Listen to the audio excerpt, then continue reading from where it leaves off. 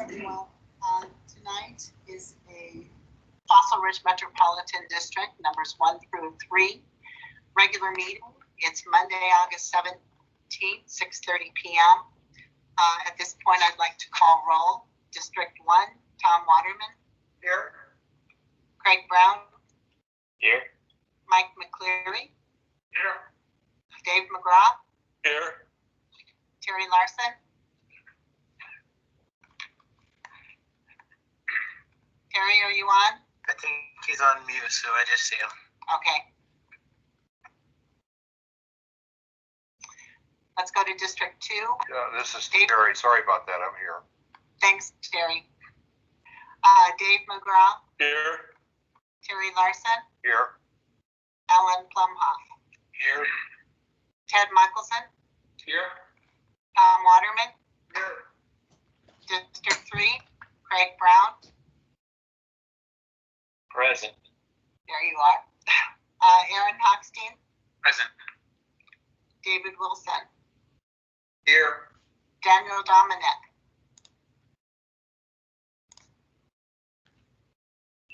In the waiting room, he's getting in right now. Okay. Mike McCleary. Here.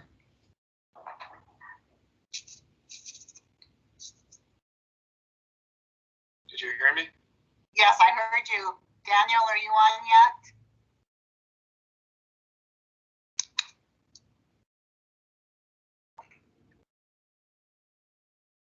I see ya.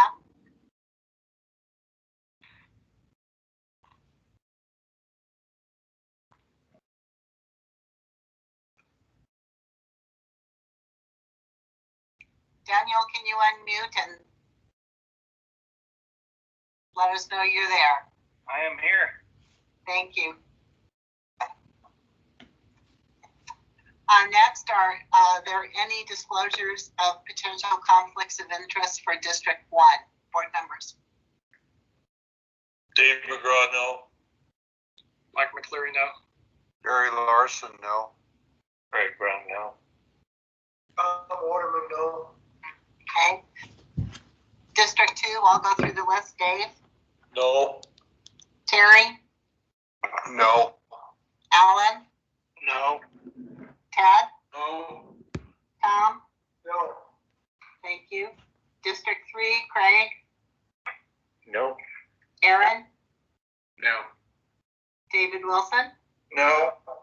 Daniel? No. And Mike?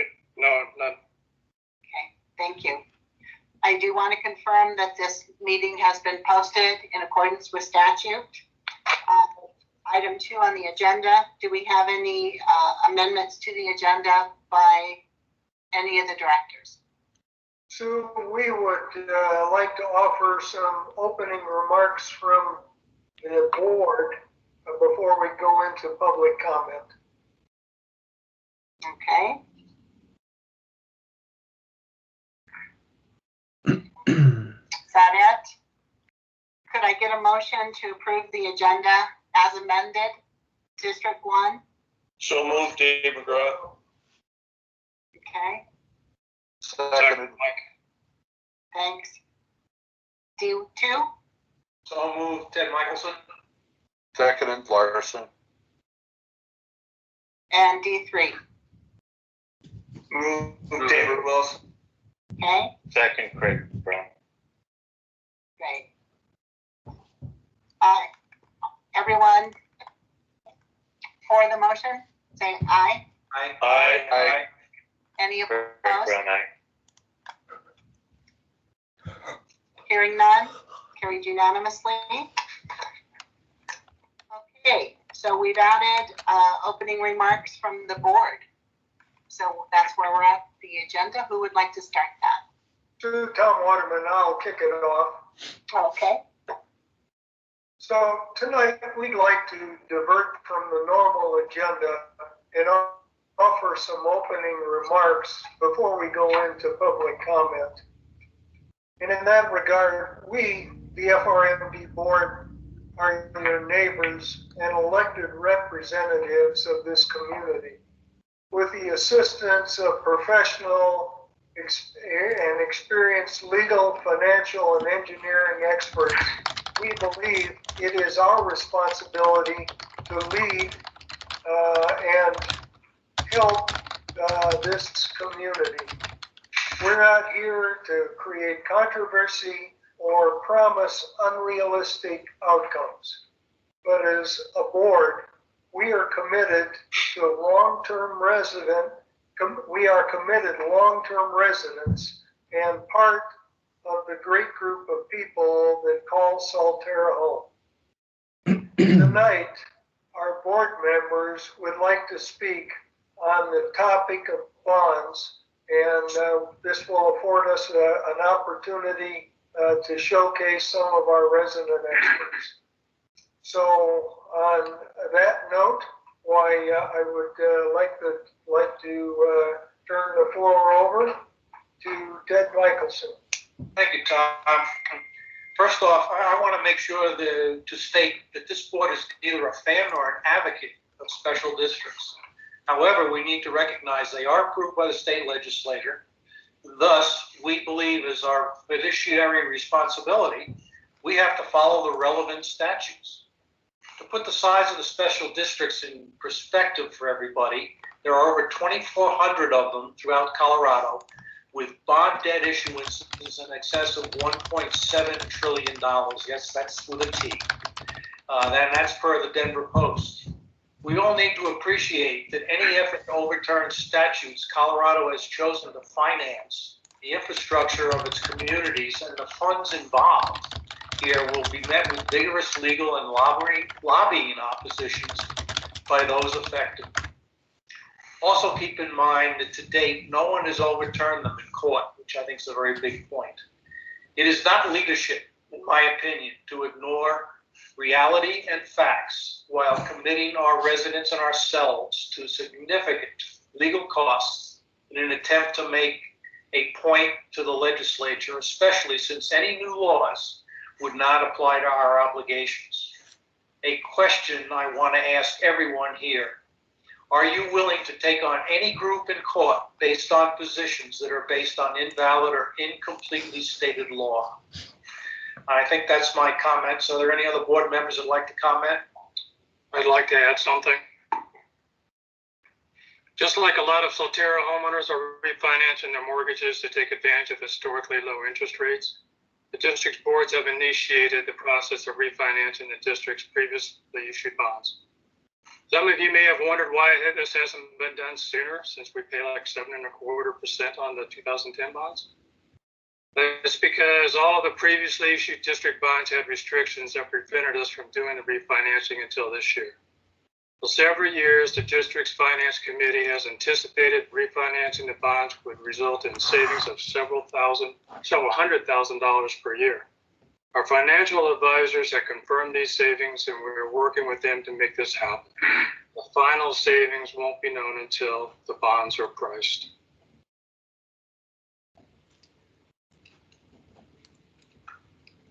Anyone else? Dave McGraw, if I may. There's been a lot of comments and accusations that the voters' rights have been removed from them, and I would like to share with you that they haven't. They haven't. The new money that is being issued is pre-authorized debt that was voted on by the eligible electors in 2006. The right to vote on future debt that is not covered by the 2006 pre-authorization still exists. Any new unauthorized debt would be subject to vote of the citizens. Subject to vote of the citizens. The board will continue to receive advice from professional, experienced legal counsel. However, the decision rests with this board, and it is our belief the community does have the right to vote, but not repeal prior binding obligations. And the question I would ask of all of us as mortgage holders, would you as a resident walk away from your mortgage and expect no consequences for your action? And that is the analogy to what this group is asking us to do. Thank you. Thanks, Dave. This is Craig. There's been a lot of discussion about forensic analysis that has been performed, and that analysis has been at the direction of the district's legal counsel, and it's privileged information. Unfortunately, that prevents disclosure by the board to the community and third parties, including the developer and others who could use that information strategically and tactically against us. The board believes in a process that understands one does not just write a blank check, but instead, I believe we need a scope to determine and understand what is being requested. This is why the board relies on our district engineer, someone unaffiliated with the developer, who is an experienced professional engineer, knowledgeable in development. Thanks.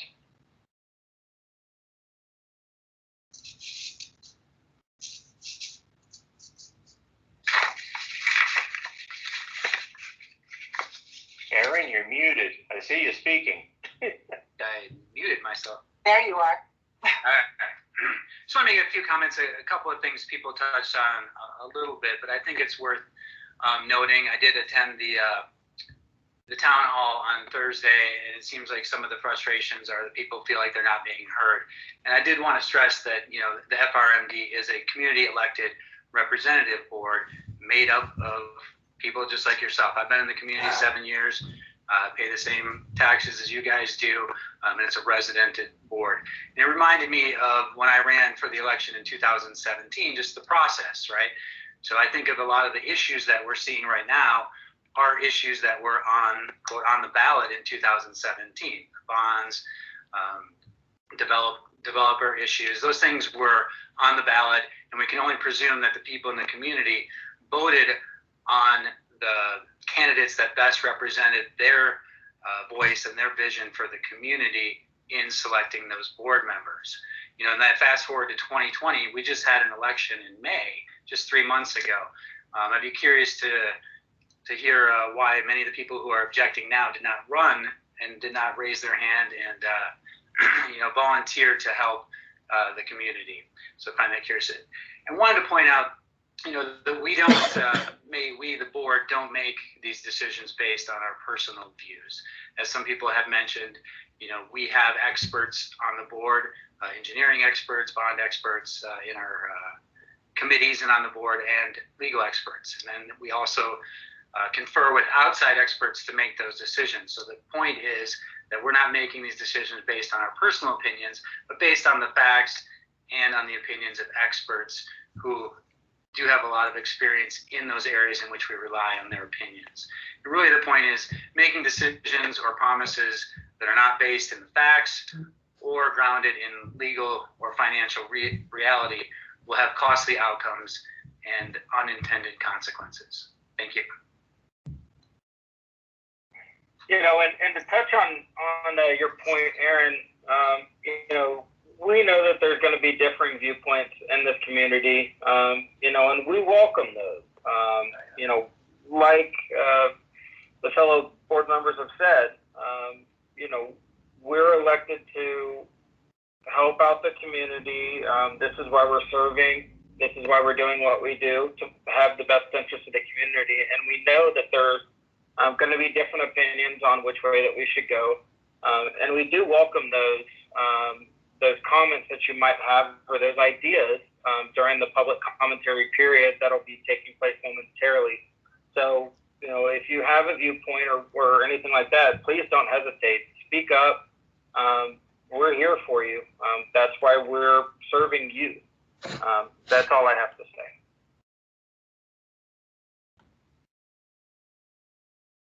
Back to you, Sue. Okay. Next item is public comment. Marcos, do you want to explain how this will work? And there is a 3-minute limit per person who is addressing the board. Sure, thanks, Sue. Let me offer a comment, please. Sure. This is a business meeting, and so we'll include public comment, but this is not a question and answer session.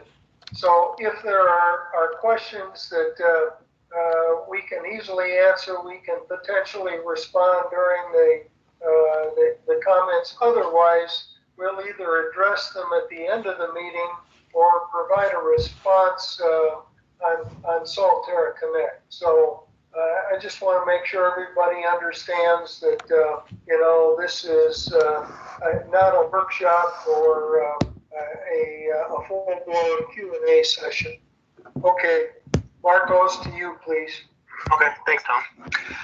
For everyone participating, you do have the option on your screen to raise your hand. If you click that button, we will call on you in the order in which it came in for your public comment.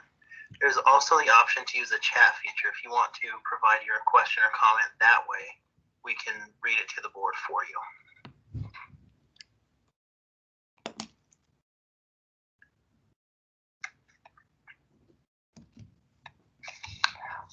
I have a question. I don't know if you can hear me. Sure, you can. All right. My name is Don Zadonski. Our family moved here in 2009. We were one of the first homes built in Solterra. And so first I want to say thank you to the board members for what you've done for the community. But I also want to thank the community members that have asked questions and raised concerns, because I think that helped us all to do better when they raised those questions. I do wish there was more transparency. I applaud the community members who have been engaged and involved, and the ones that have avoided personal attacks against other residents. So thank you to those that did make personal attacks. I do have one fundamental question, and that is, what is the remaining debt that we have to Brookfield? Because I've heard different numbers. I know that this next bond is about to be issued. It's the millions of dollars there. What is remaining? And that's the big question that I have that I'd like to have an answer. Thank you. Please go ahead, Mike. Hey, Don. I don't know if you remember me. Nice talking with you. The potential, the maximum amount that we would owe at this time is right around $41 million. When I say potential, we're still investigating what we think we owe. So there's a $70 million cap for general obligation bonds. We issued approximately, we issued $20,130,000. So the difference between that is around 41 something. So it's a potential, doesn't mean that it'll all be issued.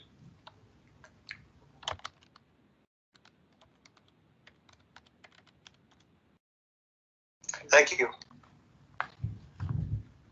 All right. So the next person is John, has his hand up. Okay. Yes, good evening, and thank you very much for the initial comments by the board members. As we said during our town hall presentations, and thank you all for the board members who attended, this was an opportunity to have an open dialogue, an open discussion, and we haven't until now. So I guess we're doing some good by giving everybody an opportunity to speak, and we're very grateful that the board members have spoken as well. First, I wanted to make a part of the record the blog that I sent to Sue and to Kelly, and the two attached letters. The first letter, of course, is the letter from Brookfield dated November 7th, 2019, a year ago, and then my proposed response. And to the last question, in that letter that was just disclosed to us today in response to a core request, Brookfield said they want $41.87 million, and that's toward what's remaining. So they apparently think that we owe them more money than $41.87 million, and it's clear, of course, that by paying $10 million now, we're simply opening a door that will never be closed until Brookfield's satisfied, whatever that means. With respect to the points, and I'll probably run out of time, so I can do this in writing later, but to the points that each of the board members made on the various issues, I'll try to address them all before I run out of time. First, with respect to the voters' right, that's simply a false statement, Mr. McGraw, and I'm really troubled that you all are advancing that. We do not have the right to vote on bond debt. That vote should be returned. It was taken away by the 2006 ballot issue, voted on by 8 employees of Brookfield. We can very easily repeal that. Legislative bodies at the state, federal, city, local level, and at the Metro District level repeal voters' ballot issues that were passed earlier all the time. That's how it works. So what we are asking you to do is to place on the ballot the question of whether or not our right to vote on bond debt should be restored.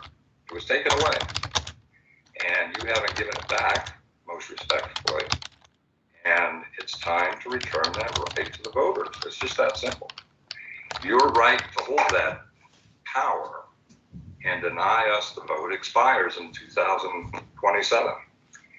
And your right to exercise that, what you're calling a pre-authorization, simply means that it's pre-authorized up to $4.9 billion, which means there's no right to return until 2027.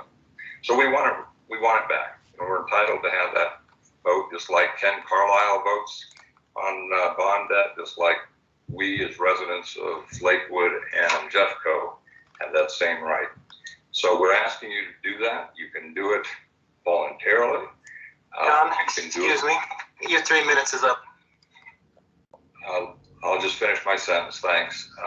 You can do it voluntarily. You can do it by putting it on the ballot, but it should be returned. And thank you. I'll address the other comments in writing. Thanks.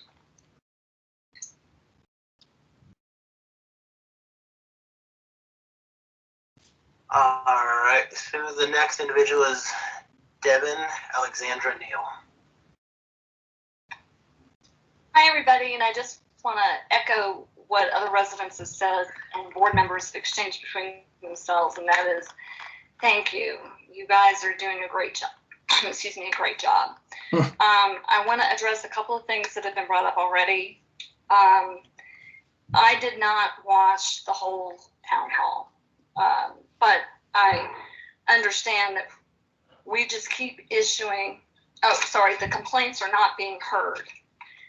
I think there's a difference between complaints not being heard, quote unquote, and you're not doing exactly what we tell you to do. Those two things are being conflated. The complaints are being heard, but because the board simply isn't capitulating to those who are demanding things, there's this new version that's called complaints not being heard.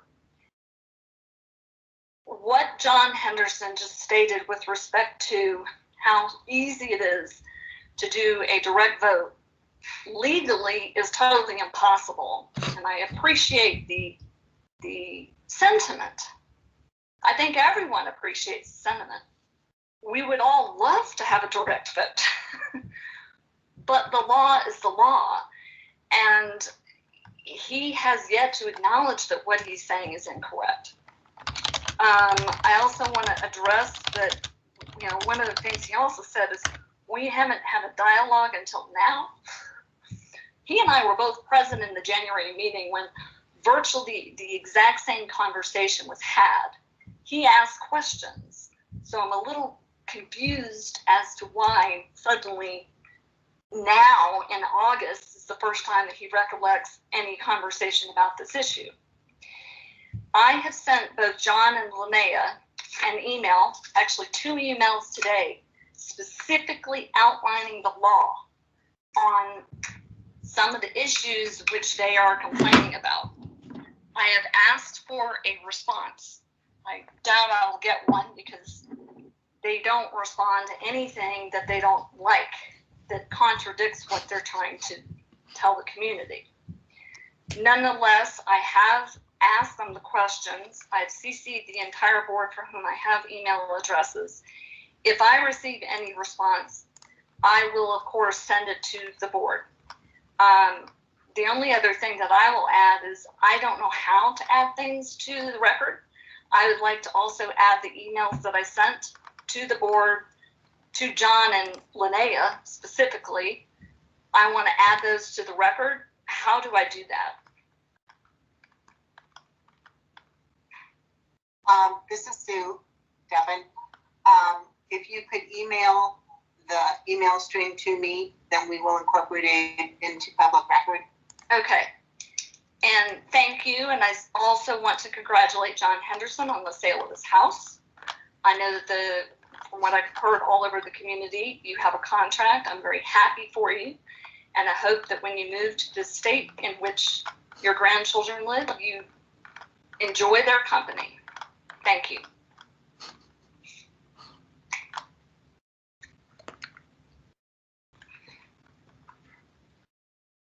All right, so the next individual is Kevin Clement.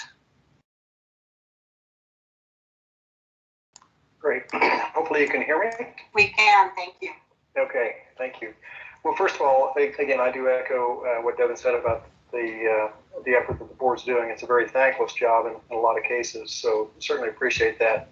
Although at the same time, I do believe that there should be some more transparency, and so I've got several questions, maybe more clarifying than anything else.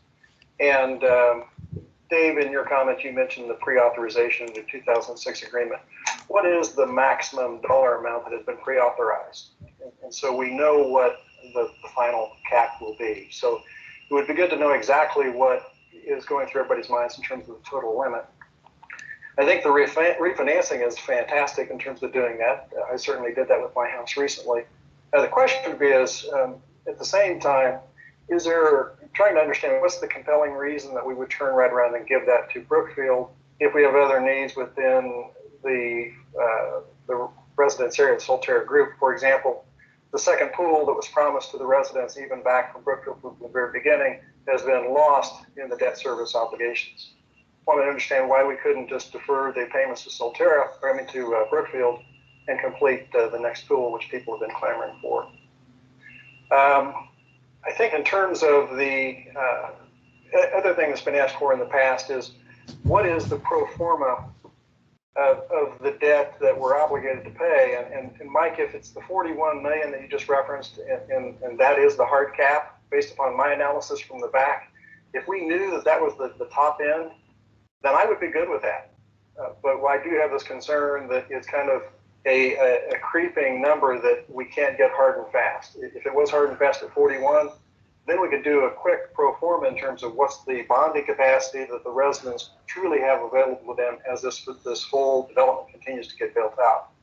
In fact, that pro forma of bonding capacity relative to our debt service is something that the board should already have and should be able to share with residents, and that's what I'm looking for. So I think that one last comment would be is, just given my experience in the construction business as well, I would be surprised if there isn't some additional numbers in the forensic analysis that would come to surface. I don't understand why it's confidential, why we can't understand that. But if there was an opportunity for outside funding to completely fund an independent forensic analysis, would the board be open to that? With that, those are the questions that I have. Hey, Tom, this is Aaron. Do you mind if I just make one quick comment? Please do. Yeah, and I'm not sure. I feel like the second pool comment has come up a couple of times, and on the town hall as well. And so I'm not sure what information is out there, but I feel like in some ways this ship has sailed, and this is something that we put to the community. There was a second pool committee that was formed, and the vote went out to the committee. Went out to the community, and people voted not to pursue a second pool. So, and I think that land is gone. So I don't know that that's even a possibility going forward, money aside. But just wanted to make that comment. I'm not sure if everybody was aware that that happened or status, and anyone else that has more information, feel free to add to that. Aaron, thank you. I was not aware of that. Appreciate that comment. So at the time, was it also limited to just the funds, or was it strictly just the people that didn't want it? I mean, I don't remember the specifics of, or I guess I couldn't even really say why people voted against it, but whether it's financial or for other reasons, I don't know. And Kevin, just to touch on what Aaron said, I am a part of our survey committee. We are working on getting that survey put together, formatted right now, that we're going to send back out to the community. One of the things that we will put back on that survey, since you touched on it, is discussing the if we want to pursue another pool. Now, if majority votes yes, like I said, it's not a hard press, yes, we're going to put in another pool, but it is something that if the interest is there, we will pursue it and see what the financial cost of that is, and go from there. So I did want to touch on that, Kevin. Send it. Cool.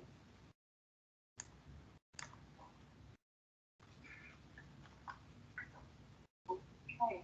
Is there anyone else waiting, Marcos? Yes, so the next would be Kelly, I believe it's Kodal. Sorry if I mispronounced that. Okay, thank you. Thank you all for your time. I'm assuming you can hear me. We can. Thank you. So I have a question based on my personal experience. I have been in the infrastructure construction industry for 15 years. I've published articles in the ITE Journal and the Colorado Public Works Journal. I work with developers across the state of Colorado, including developers who do citywide expansion projects, including Solterra, including the city of Lakewood. And I do work on project proposals such as this, putting together the budgets and the plans, currently working on the latest plan, which is the 16th Street Mall revision.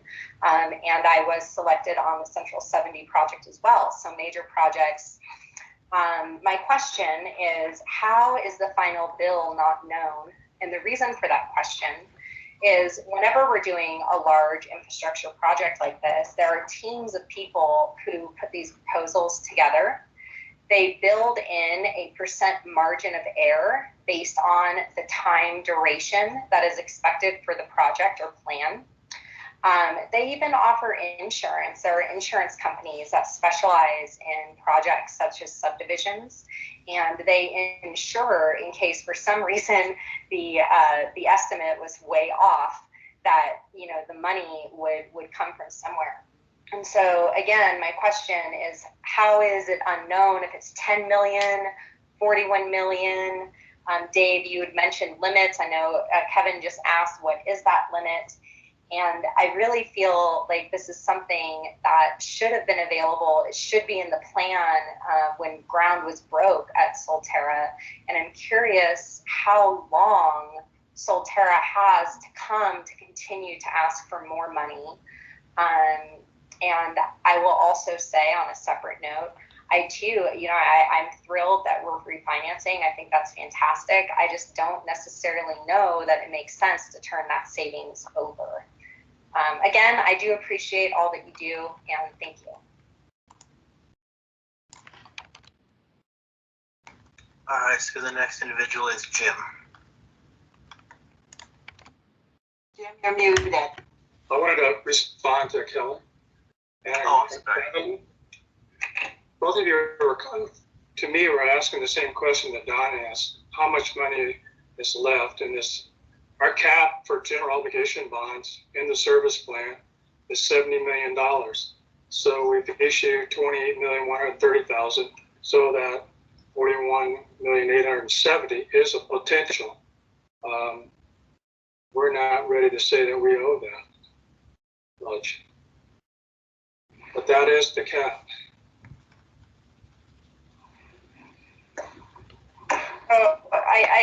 If I may, I guess the question would be, at what point do we push back? I mean, if the argument is that we don't push back because of legal reasons and it's never been done and it's never been won, is there a limit? Is there a threshold at which point we would ask for?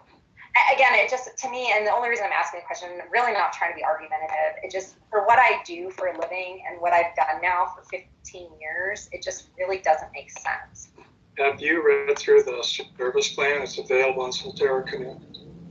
I have not, no. I was not aware. In there, the developer provided an estimate for what they thought the cost of the project was going to be. And then you add on to that, as part of the service plan, 6% simple interest on any unpaid developer advance funds. So between principal for things that are done and the interest, you can easily get to $70 million, but we'll see. And that's on the Solterra Connect? Yes. Okay. Under the district tab and maybe governing documents or something. It's called the service plan. Make sure you read the one that's the second amended August 2007. Thank you. Okay, Jim, you're up. Okay. My question has to do with the 10 million that I guess you all are proposing to go ahead and pay to Brookfield. Is that right? And do we have an obligation to do that? Or, I mean, is there some timing that that's required? Does that go against the 41.87?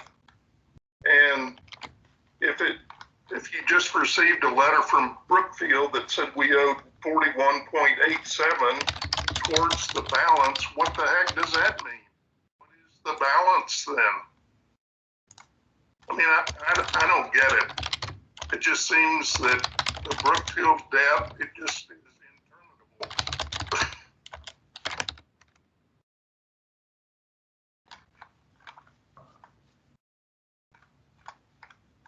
Jim, let me offer some comments.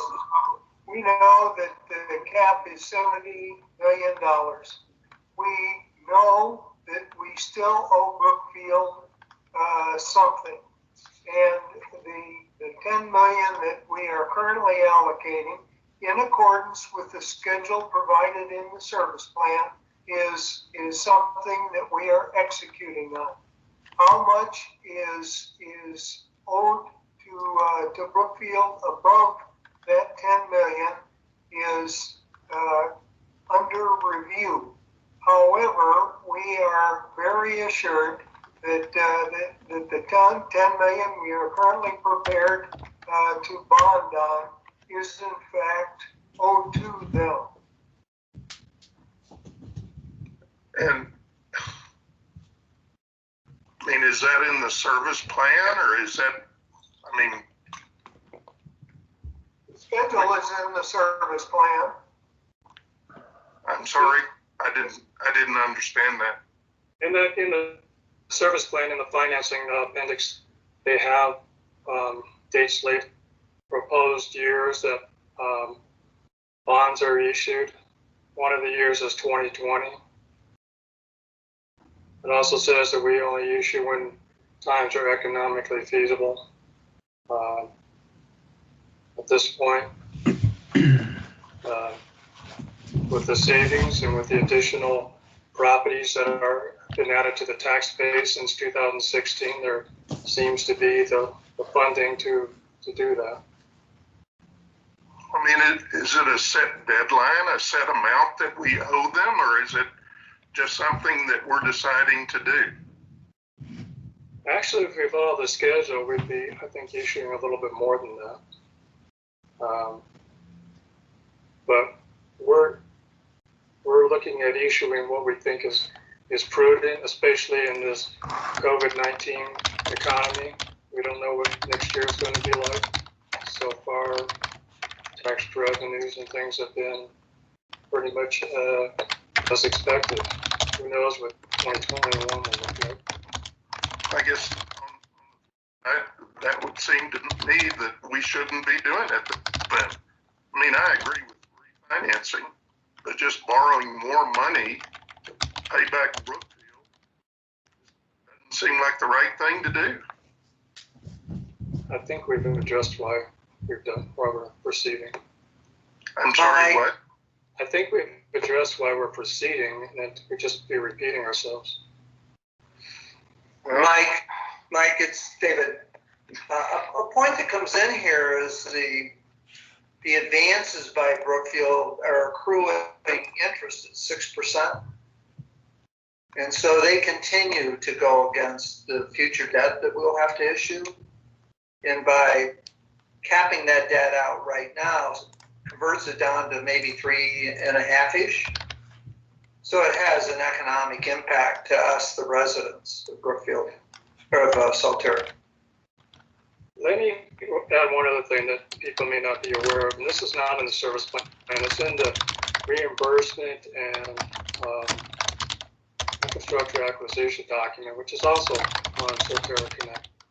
But it says once we get to that maximum, anything that Brookfield thinks they've spent above that maximum, $70 million, will be considered a contribution by the company to the district.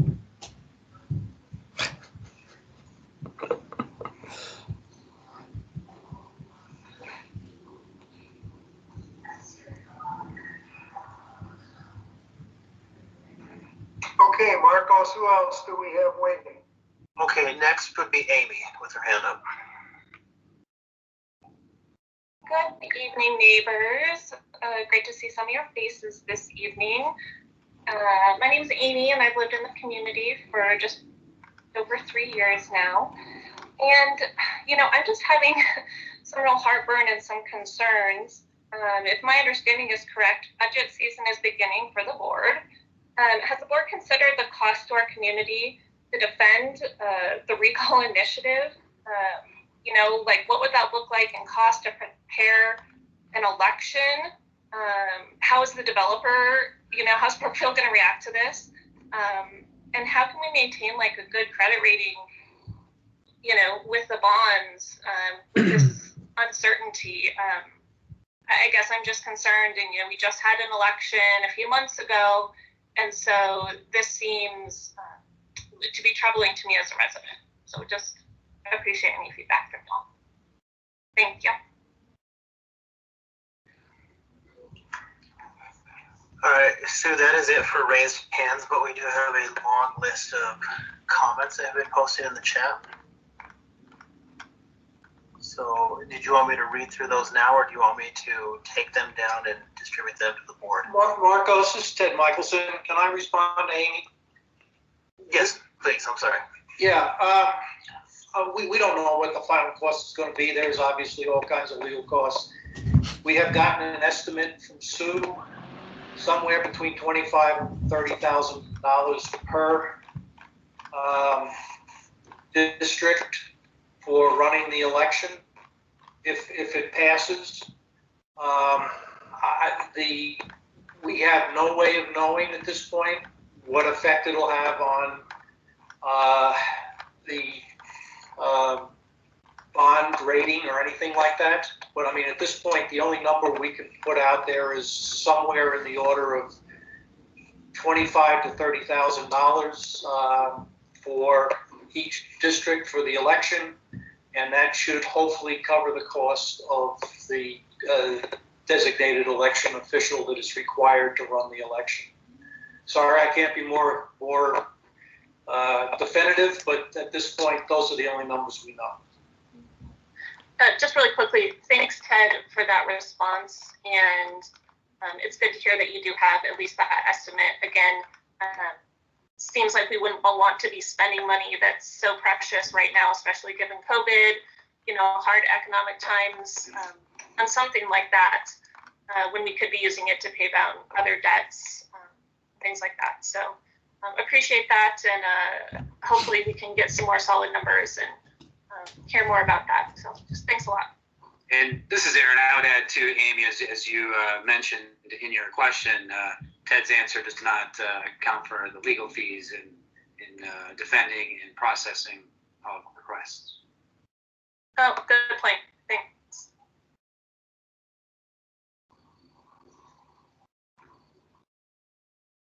Okay, Marcos, I think we should go ahead and read what's in the chat room. Okay. I'll go ahead and read them one at a time, and if the board wants to stop for any of them, just let me know. The first comment was during the board's comments to the public. J.D. LeBou just noted that they were elected by less than 1/3 of the community. He then asked, will the board consider refinancing without taking on new debt? Why or why not? And then we have an individual signed in as SMCOL. They said, like the others, appreciate the work of the board. Bear with me 1 second. Annabelle said, I thank and support the diligent work that has been done by this board. I am grateful and believe that we residents are being well represented by this board. JD added a comment, said, why does the board continue to say they are open to discussions and then tell us we cannot engage in Q&A? SMCOL again, is the board confident the monies expended by Brookfield have been spent on projects within the Solterra boundaries?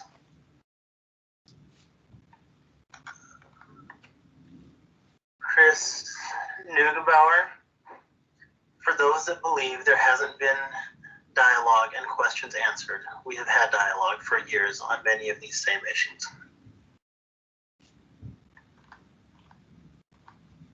JD asked, how has this board received itemized expenses that our builder Brookfield has spent on our community?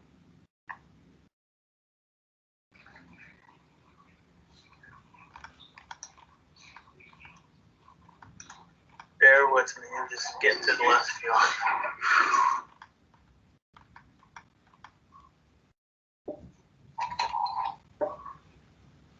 Continue on, Marcos.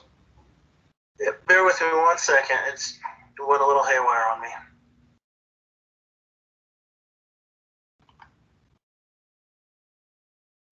There we go. SMC Oregon, what are the consequences of not paying Brookfield? Does Brookfield sue FRMD 1?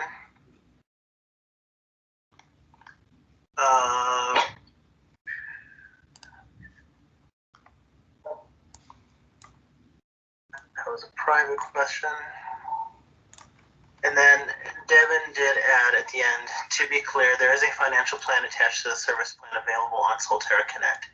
FRMD does not want to poke the proverbial bear, i.e. refuse to issue bonds for which it has the ability to do so within the maximum mill rate, and for which it feels extra confident that is owed. And I do believe that is all of them. If I missed something, please let me know. Thank you, Marcos. Okay, let's move forward. Next item on the agenda is the consent agenda. If the boards are comfortable with ratification of claims and approval of the minutes from the July 22nd and August 3rd, we can take that by one, or include it all in one motion by each of the districts. Do you want to move? Thank you. Second, Tom Waterman. Okay. All in favor? Aye. Aye. Any opposed? Hearing none. Passed unanimously. D2. D2, Ted Michelson, move. Larson, second. Thank you. All in favor? Aye. Aye. Any opposed? Hearing none, carrying unanimously. D2 or D3, sorry. Craig Brown move. David Wilson, second. All in favor? Aye. Aye. Any opposed? Okay, carried unanimously. Thank you. Next item, legal matters. I don't have anything there. Do any of the board members? No. Okay, we're down to financial matters. Item 6. First item, budget workshops. Director McCleary. I just have a short update. We had our first budget workshop a week ago today. It was to gather information on possible expenses for 2021. That seemed to go pretty well. The next budget workshop will be focusing more on the revenue side of things, and that will be September 23rd.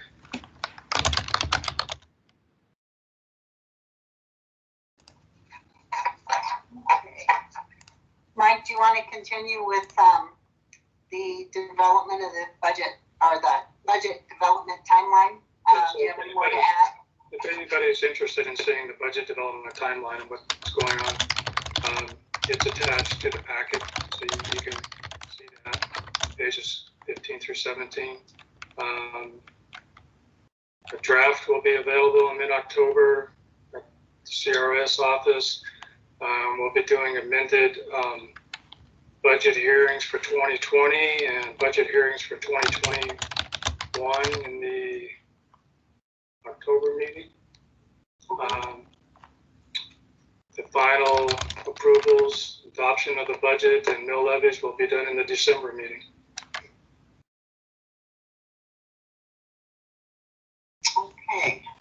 And this is Next Craig, if I may.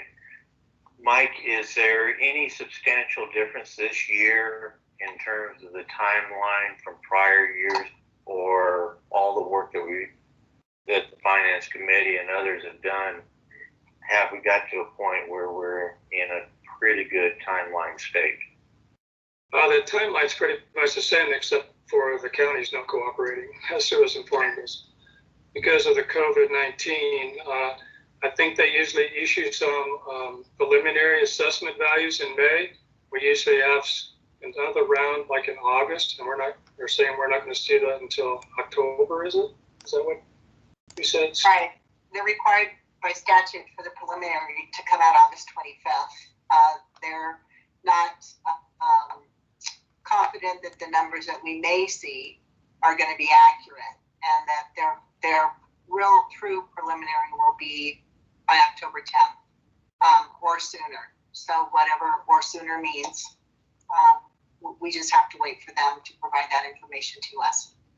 So other than that, things are pretty much the same schedule as prior years. Good, thank you. All right, 6C, update on the financial reports that are dated June 30th, 2020. They are in your packet, pages 18 through 37. And I believe the Finance Committee is going to report on those. Yeah, and I can report on that also. Finance Committee met and reviewed them.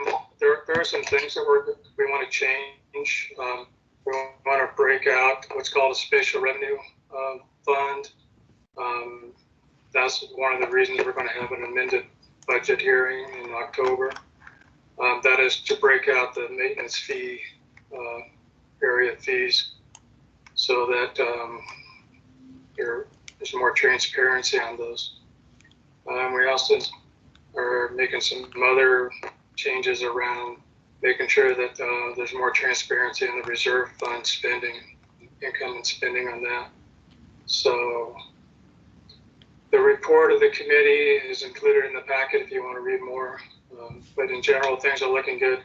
Like I said earlier, the property taxes through, I got data through July now, and we're pretty close to being 100% based on what I've seen for property tax collection. I was concerned early on that COVID-19 might impact that, but that's been, doesn't seem to have done that so far.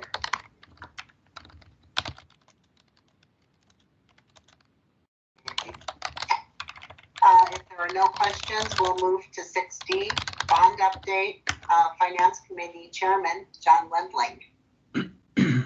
John, are you on?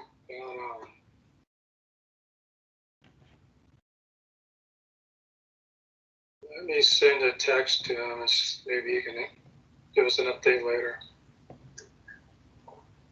Okay. Next item, 6E, approved revision of the fee schedule, effective date, page 38 and 39 of your packet.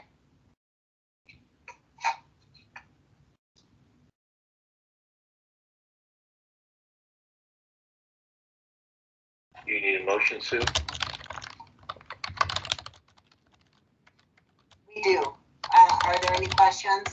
If not, we do need a motion, and we'll need a motion. Talk to that just briefly. We intended to implement those fees as of July 1st, but because of some timing issues, the bills did not go out with those new rates. So this fee schedule is more streamlined. We have the results of the votes by the different maintenance fee areas, and it shows what the rates will be, and we're changing the effective date to be October 1st.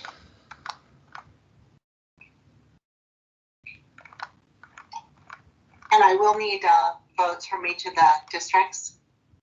So is there a motion to approve the revision of the fee schedule, changing the effective date to October 1st? Sorry. District 1.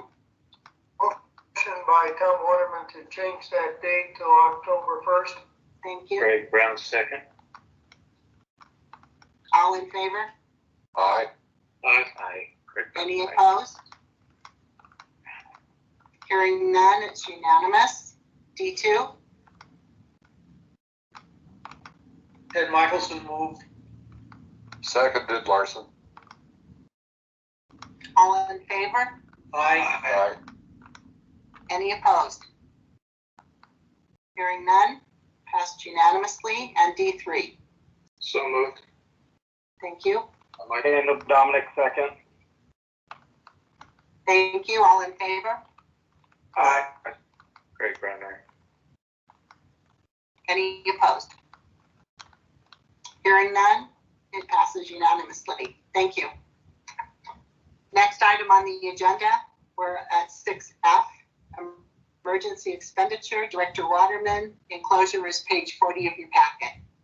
Yes, if you take a look at the picture at page 40, you see one of the pumps that makes our pool operate, and the geyser that you see coming out of one of the pumps is the problem that we needed to act on. As opposed to closing the pool, I authorized the emergency expenditure of $950 in order to make that repair.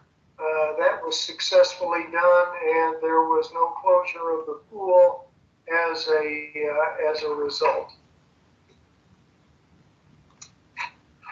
Okay, this would be a District 1 expenditure. Could I get a motion to ratify this expense? Yes, Tom Waterman makes a motion to ratify. Thank you. Craig Brenner, second. All in favor? Aye. Aye. Any opposed? Hearing none, it passes unanimously. Thank you.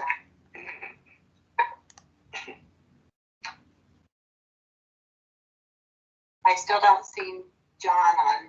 Do you, Mike? He hasn't responded to my text. Okay, we'll keep moving then. Item number 7 on the agenda, O&M matters. Community manager update, overlook. Jenny, and your enclosures are 41 through 51 in your packet.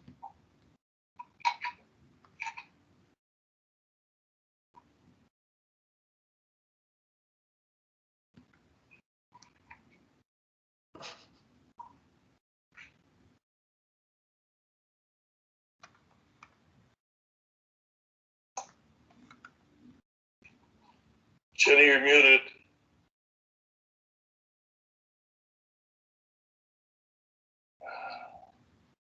And you might not have her mic working.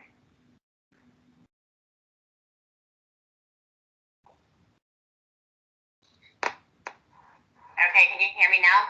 Yes. Hey, there she is. Okay, Pete, are you on? Do you want to go first? Sure, I can talk. Okay. So this is the Landscape Committee report for August 2020. We've had some small things outside and around and talking about different things in May, June, and July to discuss filing 12 rock beds and some of the trees. So we've been actually quite busy for May, June, and July. We've had a meeting, or I've had a meeting with Kara Mueller and Dave McGraw and Terry to discuss the committee's recommendation for the filing 12 rock beds. So what the committee has decided is that rather than trying to repopulate those rock beds with plants that will likely die, is that we're going to leave the plants that are there and add some significant icon plants like Rosa Sharon or I don't know, roses and a couple other plants that'll look good. And we're also going to put some benches in. So, and for these are for people to sit or kids to sit for the way to the school bus. So we've talked to the city about this. What we have to do now is to send the city the plans that we have accepted or we are implementing. So it's been over 2 months or 3 months that we've actually worked on this. And so we have to do that this week, and I'm got to do that. But in the meantime, Schultz has completed the installation of the basic plants in the rock beds in Piling 12. And then benches will be in next week, or actually this week. We've also been looking at all the deciduous trees in filings 1 through 12. And a proposal for these has been submitted to Jenny. And I think she will ask the board to get that approved tonight so we can start on that in September. It's like $67,000, or Jenny has the exact number. And then the committee has also walked with Dave McGraw and people from Brookfield and Brightview about the landscaping in filing 13. Filing 13 has been around for almost 6 years and really has been very low maintenance on it because of issues with Brookfield, the providers who put it in, and then the people that Brookfield has hired. So anyway, whatever that reason was, that Brightview has gone back through all the landscaping in 13, and they've actually made quite a few improvements. They've added new trees, they've replaced some of the plants that have died, et cetera, et cetera, et cetera. And they also have reseeded the native areas in those areas that were identified as lacking. And they have responsibility now for maintaining that. That is, they will make sure there's no weeds, they will water the native, they will mow the native, they will do everything necessary to maintain everything that they have put in for the next year. And then after the 1 year, then it's expected that maybe it will be accepted within Fossil Ridge. That's up to the board. So some of the things that we've talked about and are actually for discussion are the dead evergreens. So what we're planning to do is that we're going to try to divide the efforts on the landscaping into 3 phases. This is spring, summer, and fall. And in the summer, we're going to identify the dead deciduous trees. In the spring, we'll identify the dead evergreen trees. And we will try to make sure that the evergreens are planted in the springtime, and the deciduous trees are planted in the fall. This will allow them to really get in correctly as opposed to putting them in at any time of the year. So there's a definite plan that we're trying to do. And also the beds, we need to identify the beds this summer, for replanting next year. We did that for filing 12 in the wintertime, and it was difficult to say, well, is that plant dead? Is it alive? And then finding out later that it's really fantastically beautiful. So that's something that we need to do. But the pine trees or the dead evergreens will be addressed. We'll make a list of all the ones that we can find in Solterra this summer and fall, and then we'll plan to make a bid for replace those or fix those in the spring of next year. So it's a budget item for next year. There's 2 other issues. One is the need for a path from Washburn to Yale without steps. Schultz put in new native seed along the side, and immediately as soon as that was in, everybody went down that side and crushed everything. So that was a waste of money and a waste of time. So what we're thinking is that maybe we should have a trail that is ADA compliant from Washburn down to Yale. And so I've sent a letter to Kara Mueller asking her about that. We'll see what happens after that. But it could be that we would need to put in a path. It would cost some money, obviously. It would save some money in it. Rather than that walk be shoveled by hand, we can run a plow down it in 3 minutes as opposed to 10 minutes, 15 minutes of shoveling. So that's one thing. The other thing was runoff from homeowners' irrigation systems, downspouts and sump pumps. There's a lot of areas in the community where that water is pooling on the community sidewalks, becoming hazardous. There's some things that we can do. There's some things that we cannot do. The city of Lakewood has told us we cannot put in a drain underneath the sidewalk, so we have to resort to other issues. So there may be some effort by the board to do something more drastic than that side. Let's see, what else did I have to say? That's kind of it.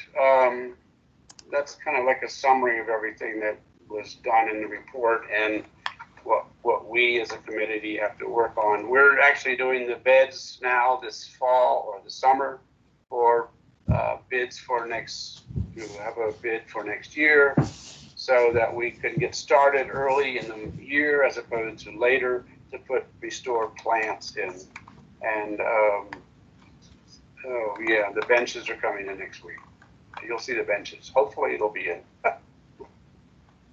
Anything else? Any questions?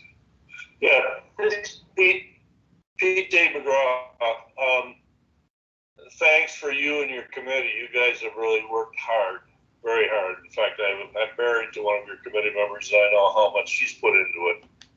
Just a comment on the path from Washburn down to Yale. Just two updates. One, we have the district engineer looking at to see if ADA is required, which we suspect it is, and what it would look like. And number two, last Friday I was out looking for a water meter to feed the pond, and with my back to Yale, looking up Washburn and that path, the amount of irrigation valves and equipment that is on the right side of that path or to the east, I'm afraid will probably prevent that path from occurring. There's a lot of equipment there. So I don't want people getting excited about it until we get some reports back. Right. I mean, this was just preliminary that I asked Kara about the practicality of that, whether, a 1 in 20 rise is usually ADA compliant for that, not a ramp, but a path. If you look around in Solterra, there are other paths that are quite steeper than that, but that was done some time ago. And so anyway, I would like to have her opinion on it and see what she has to say about it. But I agree, there are things there that, may preclude it, but we need to have an official view first. And Pete, this is Craig, different subject. Back to the filing 13. I know there's areas within filing 13 next to various homes where the landscape was really never established. Does Brightview have that now on their list to take care of, and will that be part of those areas to clean up, especially there along the western extreme, that pathway coming down from Evans all the way down to I guess it would be Norris, along the west side, along where the mine is. They have several areas which they've identified as needing remediation, and they have put seed down. In some cases, they have not put down mats.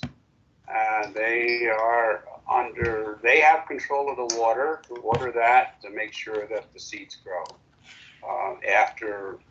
And they have a 1-year warranty on it. So I can't say anything about what's going to happen next year, but we would expect that if they've done the right job, that next year we'll have native grass along those areas.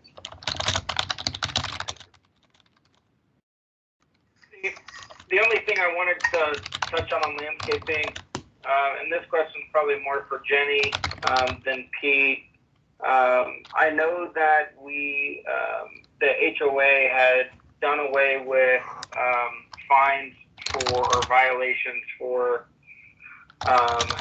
not abiding by covenants in the neighborhood for people's lawns their landscaping, such as weeds and all that were growing in yards that wasn't being maintained. Where are we at on those?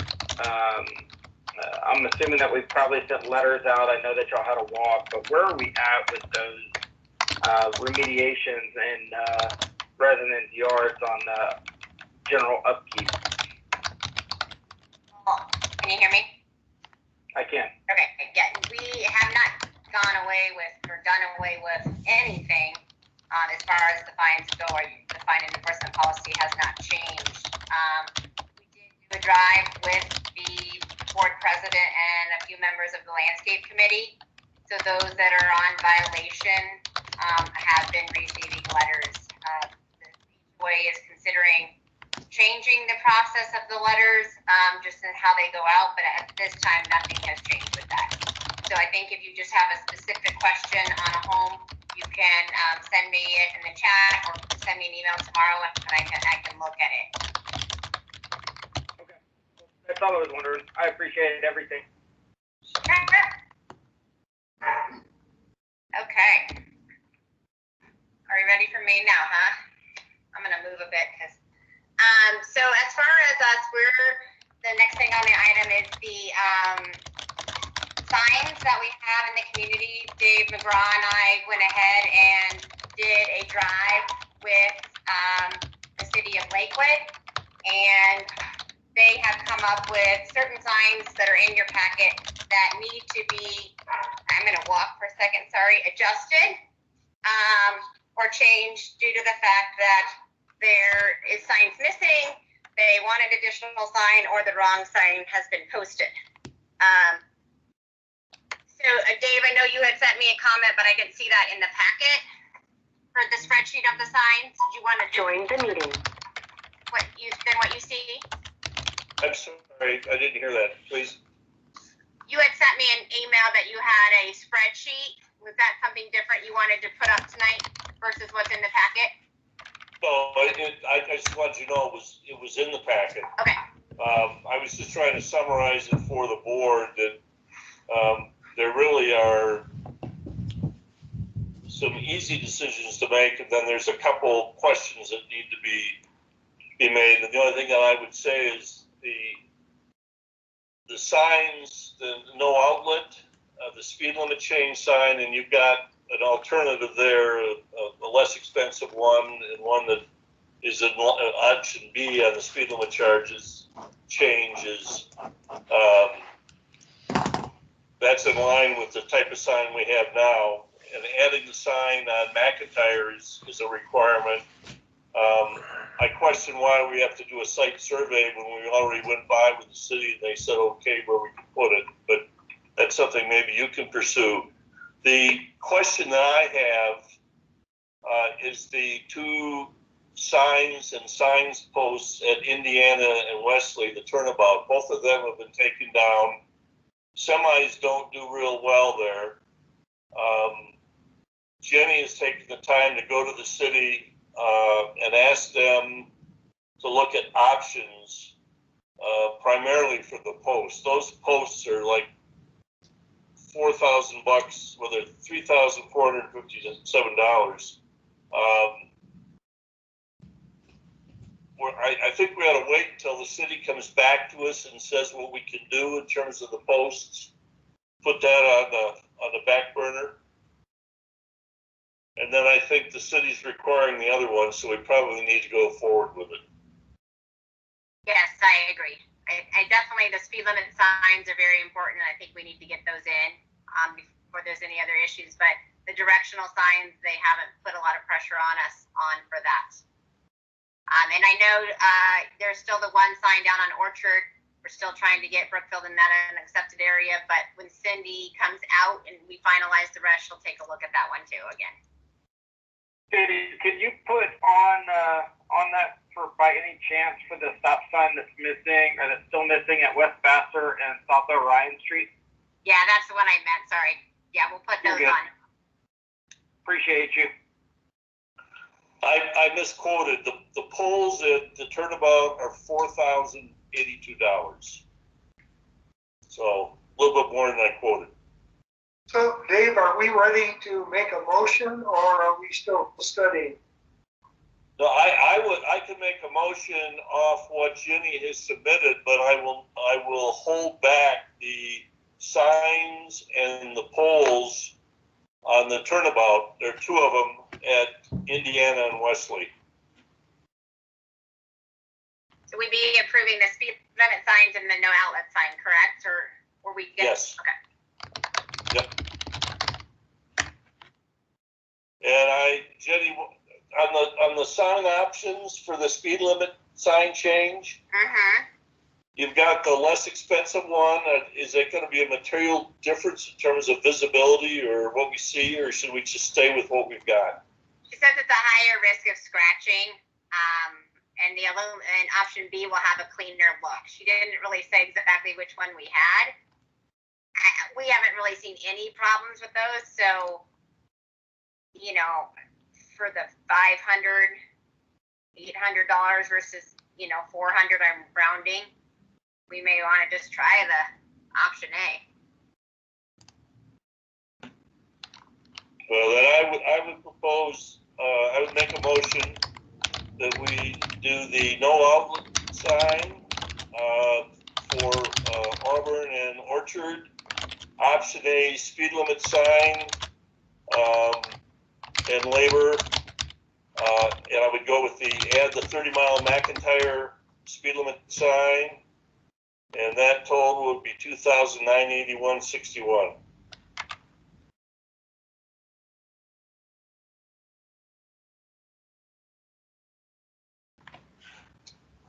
We have a second?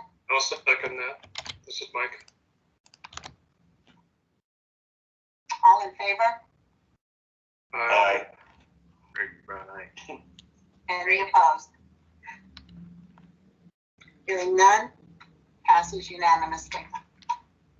Great, thank you. The other item too on the management report is the pickleball court. We had some interest in getting some bids regarding taking off the one pickleball court and adding two.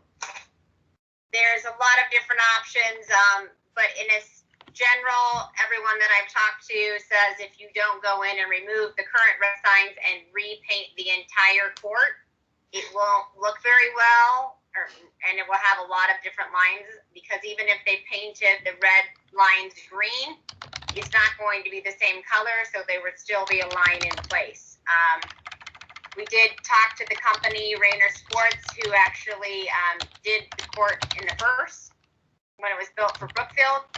And total price to redo everything to make it look the best is $7,800. I did get another price the other day. He was estimating, and he was right at $8,000. I'm not sure if you want me to proceed with getting written bids, contracts for those. These were just email correspondence I received. Jenny, let me add a little bit here. First of all, the tennis court is in a filing that has not yet been accepted. However, we have been approached by a number of residents that tennis court receives significant use, and the way it's currently configured, it has only got one pickleball court incorporated into the existing tennis court. There is sufficient space to put a pickleball court on either side of the tennis net, and that's a standard procedure in most of the recreation centers. So that was the rationale behind the bid. However, by virtue of the fact that we do not yet own that tennis court, I think it might be a little presumptuous for us to realign it. So what I would recommend is that we get some definitive bids, because what we've got right now look like ballpark figures, and see if we can get something a little more significant. I will offer that the acceptance of Orchard Park, in which the tennis court is located, is fairly close to acceptance, and so once that belongs to the district, I think that's something that would receive more serious consideration. But as it stands now, I think we need to kick the can down the road until such time as it belongs to the district. And the one thing that I want to touch on that court, I played tennis 10 to 12 hours a week. I've been playing since I was 8, playing multiple tournaments. My biggest flaw at this point, if we go and we put the pickleball court, if we put 2 of them in on either side, the slope that is on that current tennis court is probably one of the worst slopes that I've ever seen. And I've played a lot of tennis. And I'll tell you, the detriment that's going to occur by putting 2 pickleball courts on either side, you're going to have a disadvantage for the players that are against the east and west side of the fences, because they will be lower than the players that are closer to the center net of the current tennis court. I would strongly advise, once it gets accepted, at this point it's a little bit too late to have that resurfaced and have that slope less detrimental. But I would say that if we are looking at adding 2 pickleball courts on either side, I would suggest that we also look into a company to maybe try to reduce the amount of slope that's on that tennis court and at least get bids and see where we sit on that. I'll tell you, I've played on that court with Aaron. I've played on that court with a couple of other residents in the neighborhood, and the overall opinion on those that I play with that aren't Aaron, or aren't as good as Aaron, should I say, they refuse to play on that court. They would much rather go somewhere else because of how bad that slope is. So I just want to keep that in mind, that that slope's so bad, there's going to be a detriment that's going to occur if we go and we just add those lines but do nothing different to that later on down the road. Okay. Cool. So, Jenny, if you would, mindful of Daniel's counsel on this thing, can we also have an assessment of what it would take to better level that court? Yes. I will ask. Okay, thank you. And the only other 2 things is we are working, or 2 things are, we are working on mailbox repairs / replacement of parts. I'm trying to get some numbers for that.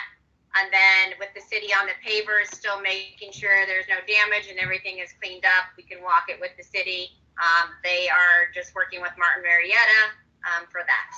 And then that is really all I have today. Jenny, be more specific on what we're seeking on the mailboxes. Is it recoating them where they have chipped away at the base? Yes, I sent out Prep Right Coatings, who you also used around the pool and you've used to paint your facility. And he was looking at it. He kind of took a couple samples. He didn't look at all of the mailboxes yet. He was starting with 1 or 2 to see what they could do and how expensive it would be. Okay, all right, thank you. And one other comment on the crosswalks that had been covered with tar. That was a city contract, and we have an opportunity to meet with the city this Wednesday, and that will be one of the topics on the agenda. Martin Marietta was supposed to have been out already, I believe, to try and clean and restore those things, and that has not yet occurred. So that's one that we're pushing with the city. Okay, perfect. Yeah, I know Chase hasn't really gotten back to me. He said by the end of this month that he was still working with Martin Marietta. So, if I may, I see that John Wendling has joined us. Before we do the pool and the retreat, could we do the bond update, please? Absolutely. John, you're on. Tom, yeah, happy to be on with you all tonight, give you an update. I'll kind of start from the top. So, Ellers, our municipal advisor, has been more actively involved with FRMD since we've initiated the bond process. We've gone out and hired Bond and Disclosure Counsel. That's Butler Snow here in Denver. Very experienced team, certainly capable of providing the services. We went to 5 firms, we received 5 proposals, and they were the least conflicted, probably the best experienced, and of very, very competitive costs. So we've had a kickoff call with Butler Snow, which includes their bond counsel, as well as a gentleman on their team that specializes in disclosures, public disclosures for the market. That would be our official statement. We received for Fossil Ridge 1, 2, and 3 a questionnaire, due diligence questionnaire, disclosure questionnaire. We'll be following up on that information in the coming week or so. That information will feed into our offering document. It will also feed into our process with Standard & Poor's and potentially seeking bond insurance. That's something that we'll consider with Ellers and our underwriter eventually. In just about the same timing as bringing Butler Snow on board, we distributed our underwriter RFP to a specific set of firms, not including D.A. Davidson. Actually, let me rewind real quick. On the bond counsel front, there were a couple firms that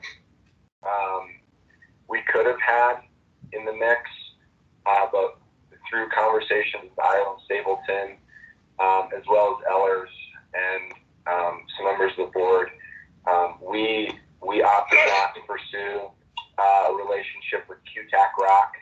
QTAC Rock represents Brookfield on the corporate side, so we felt the conflict there.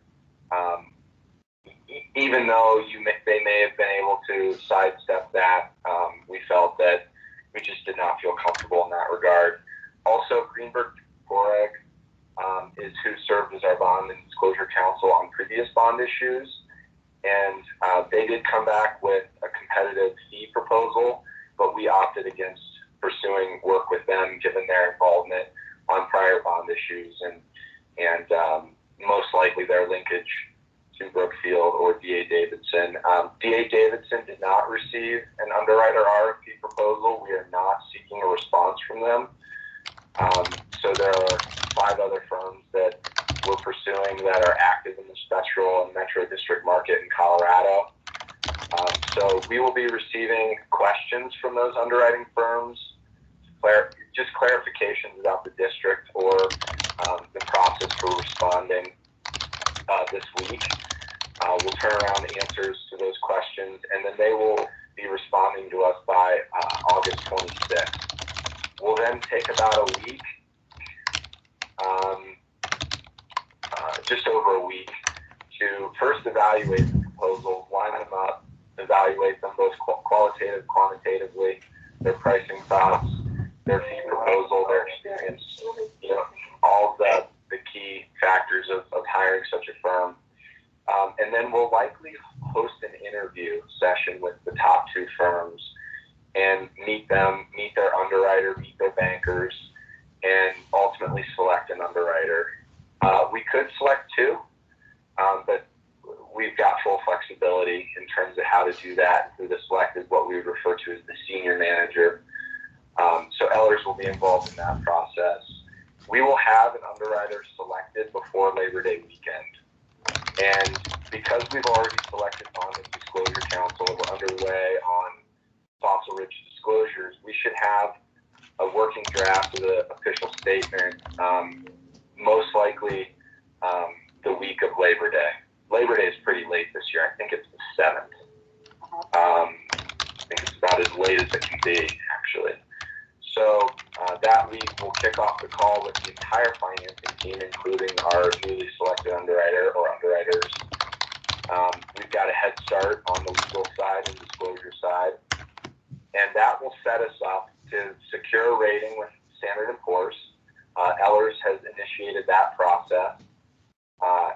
have a Zoom meeting, probably a lot like this, to answer their questions and present some information about the district. We'll want to really drive home the management of the district, the fact that we're resident controlled, the excellent third parties that we've brought into the fold and help us run the district, budget, financials, all of that. I'm sorry, you might hear my 50-month-old here in the background. Hold on one second.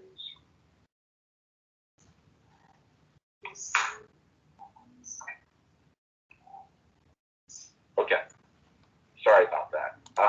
So we've got a head start, and we would have a bond rating by the end of September, is what we're seeking, and then that would set us up to price probably the second week of October and close by the end of October, clear of the election cycle, voting on November 3rd. We want to steer clear of that largely.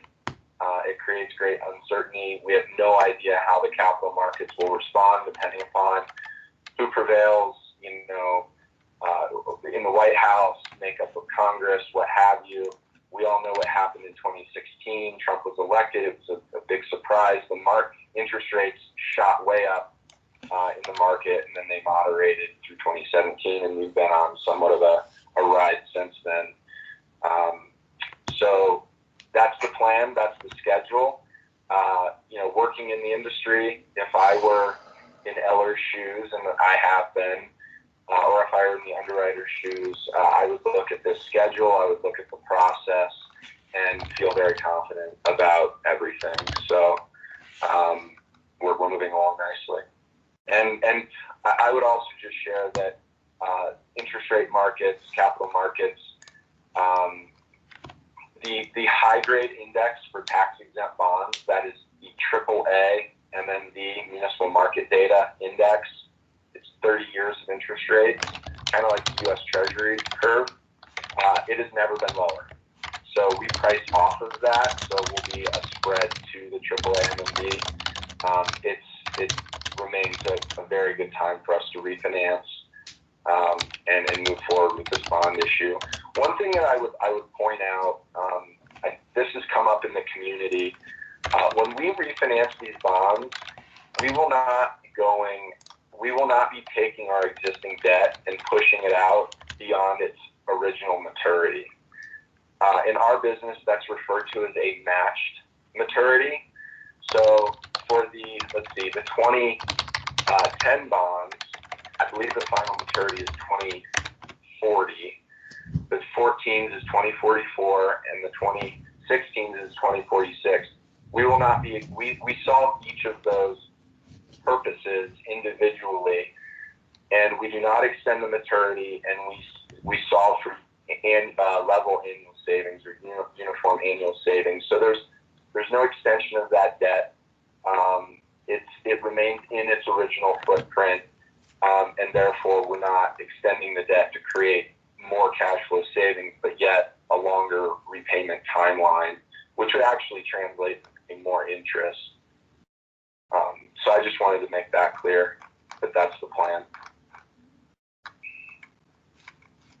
But hopefully that is a decent summary.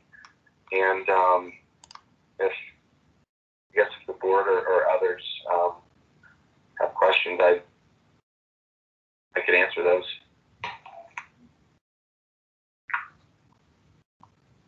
Appreciate everything you've done at this point, John. Thank you so much. Are there any questions by anyone? Mr. Wendling is part of our finance committee, but it's not a board member, and he has gone to great trouble to attend tonight. If you have any questions for him, let him know.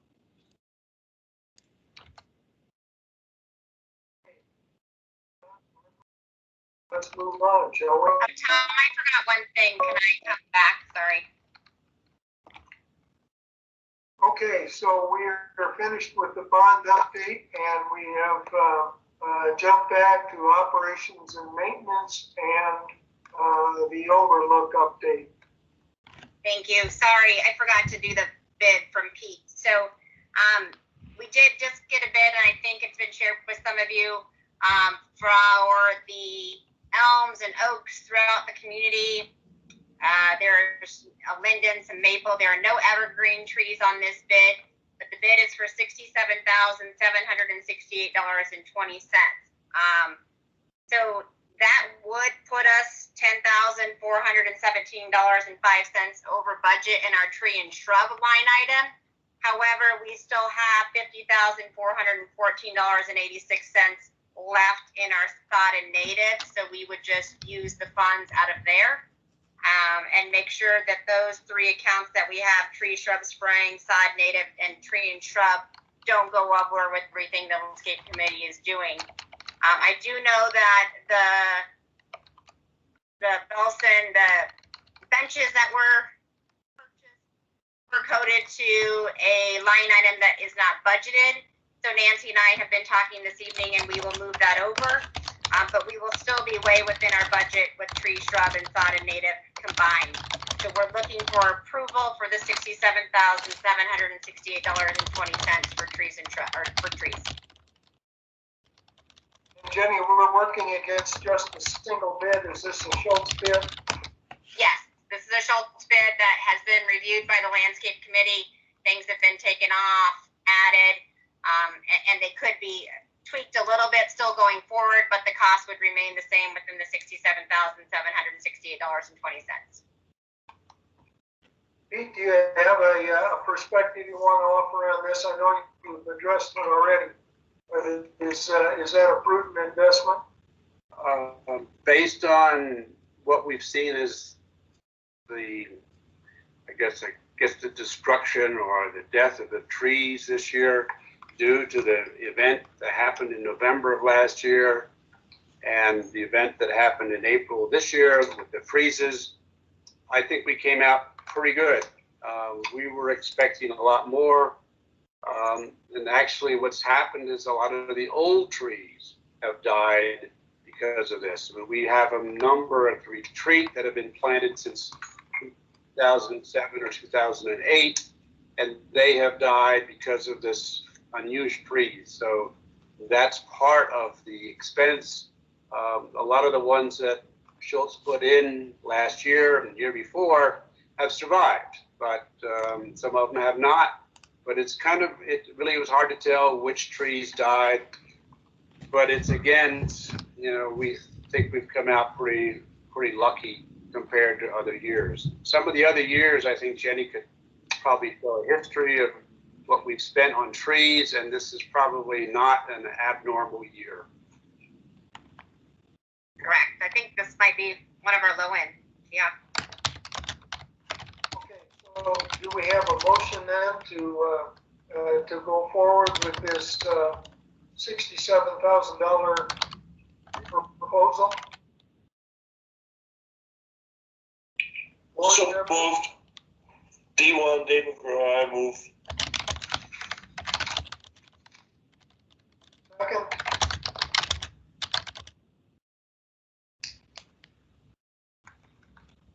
Anybody? Daniel? Daniel, you're looking for a second. Mr. Michael, Daniel can't. This is a D1 move. There you go. So do you have a second? I do. Oh, okay. Mike seconded. All in favor? Aye. None opposed? Marcos, can you make sure in the minutes it says that we'll go over budget on the trees and shrubs, that'll be made up from the other two categories that Jenny referenced? Yes, so I'll do that, and I'll go with Jenny to get to specifics. Thank you. I may, and Matt and the retreat pool committee will be very displeased, but I'd like to ask one other question of John Wendling. John, you touched on the impact that the election could we're looking to take action before that occurs. But are there other things that are of concern to you that will impact our bond ratings?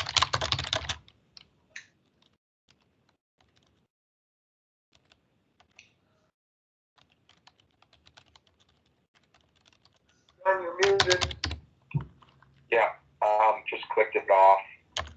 I would say that in terms of our financial status, the fiscal 2019 financials are clean. I think the year-to-date financials within the community are in good order. I think the budget process for next year is setting up well. I think in terms of the status of the board and management of the district, you know, we need to set forth and convey stability and you know, make sure that, you know, although we're resident controlled, that we have a firm grasp on all the things that are affecting our community, that we're in the now, and you know, we can budget and assess our financial status. We can run the community effectively, and we're also planning for the future. There will be questions that come up in that regard, and I think the continuity of the board and the community, and the care that we all have, whether it's the board or the committees that support the board, or, you know, CRS, Ireland, Stapleton, Overlook, Schultz, you know, all the folks that serve this district do it well. And, you know, there's really not much in terms of third-party dispute or otherwise. I think, well, yeah, we don't know how Brookfield is going to respond to our plan. We're fully prepared to describe that plan and you know, support our position. But, you know, they're somewhat of an X factor, so I don't know how disruptive they might be or how quickly they might act.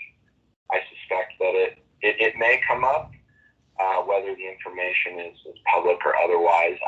I could foresee, because we have not fully bonded, S&P or others asking what relations are like between, you know, our district and our developer, for which we owe advances, you know, to date that are clearly you know, stated on our balance sheet. But again, it comes down to stability, continuity, planning, care, all of those factors. I think, you know, we've gone through recent elections, and you know, we've got you know, a regular cycle now for elections. You know, we're no different than many of the other metro districts that have transitioned this way. We just described who we are, and we've got things largely, you know, got things under control, and you know, we have the best interests of this community in mind. It's why we're pursuing the refinancing and taking action in other regard. Okay, John, thank you for that assessment. Before we move forward, there's been quite a bit going on with the chat room. Public comment is over, and any questions that come up from this point forward should be directed to the board. And I would recommend that we close the chat for the night. I agree. Okay. Marcos, can you take care of that, please? I'm working on that right now. Thank you. You're welcome. Okay, moving forward. Next on the agenda, we've got the engineering update. Director Larson. I have about 4 things to discuss real quick. First, South Norris Court, the whole alley was replaced by Brookfield. and that work has been completed. It was completed a bit ahead of schedule. We also know that Brookfield has gone through a number of the sidewalks that were and driveways that were cracked and in bad shape. They have also replaced them at this point. So that project is complete, and we are discussing how to go forward with Brookfield. The next thing I want to talk about is Orchard Park. Dave McGraw and several others went through Orchard Park, did an assessment of the existing trees that are there, and looked at the landscaping in general. And the conclusion was there's about 15 trees that need to be replaced. Brookfield has agreed to do that. In addition to that, it appears that the bill of sale that we need is finally getting to a point where both sides agree on the language of the bill of sale. That document is instrumental because it will be used in future acceptances that we have with different filings. And then finally, are talking with Brookfield about the necessity for them to have a 2-year maintenance period for Orchard Park. In other words, they would pay someone such as Brightview to come in and mow the lawn and maintain the trees and all the other landscaping for that 2-year acceptance period till we get to the final acceptance. The next thing I want to talk about is the tributary. We've talked quite a bit about the fact about there needs to be a liner put in the water feature. Brookfield tells us they've gotten to a point where they have a product that they like and that they would prefer to move forward with, and they're going to provide us with all the information regarding that liner with what it is and all the parts and pieces to it so that we can have a chance to review it before it's put in. When it would be put in is still not completely clear. We're getting down toward the end of the year, and we put that in would need to be discussed. The other thing that's going on is we are working with Brookfield, and we are talking with them a lot about our acceptance resolution. There's a path that has to be followed by the developer in order for us to accept any filing or any other part of a filing. And Brookfield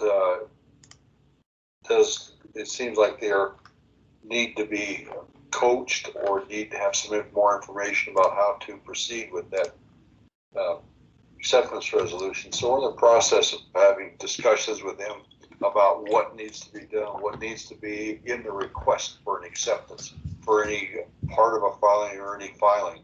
So that means they're getting ready to apply to us for filings 13 through 16 for initial acceptance. And so we're trying to get them to a point where they have and make a proper application to us, and we have the proper materials that we need to evaluate for acceptance.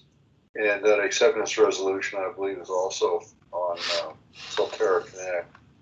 That's all I have, unless there's any questions.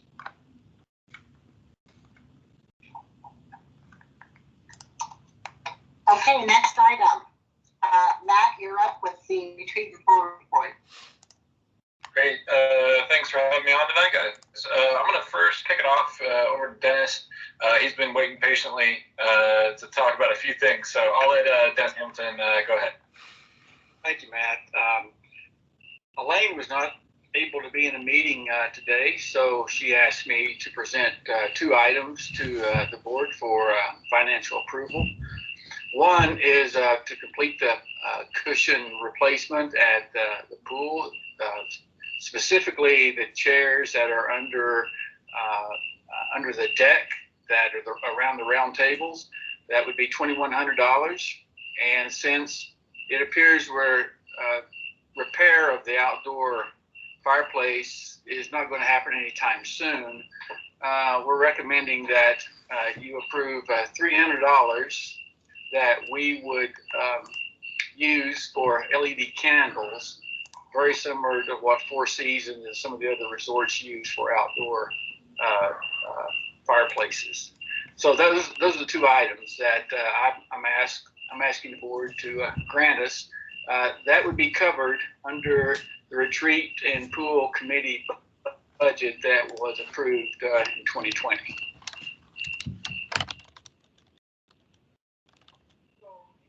Dennis, we want to make a motion then to use the existing pool and retreat budget in order to purchase cushions and this fireplace insert you had discussed? Yes, that's correct. Okay. Could you mute your crickets? I have to mute me too. Okay, so do we have a motion to go forward with those two purchases?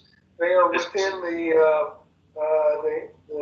budget, and that is fully supported by the retreat and pool committee, correct?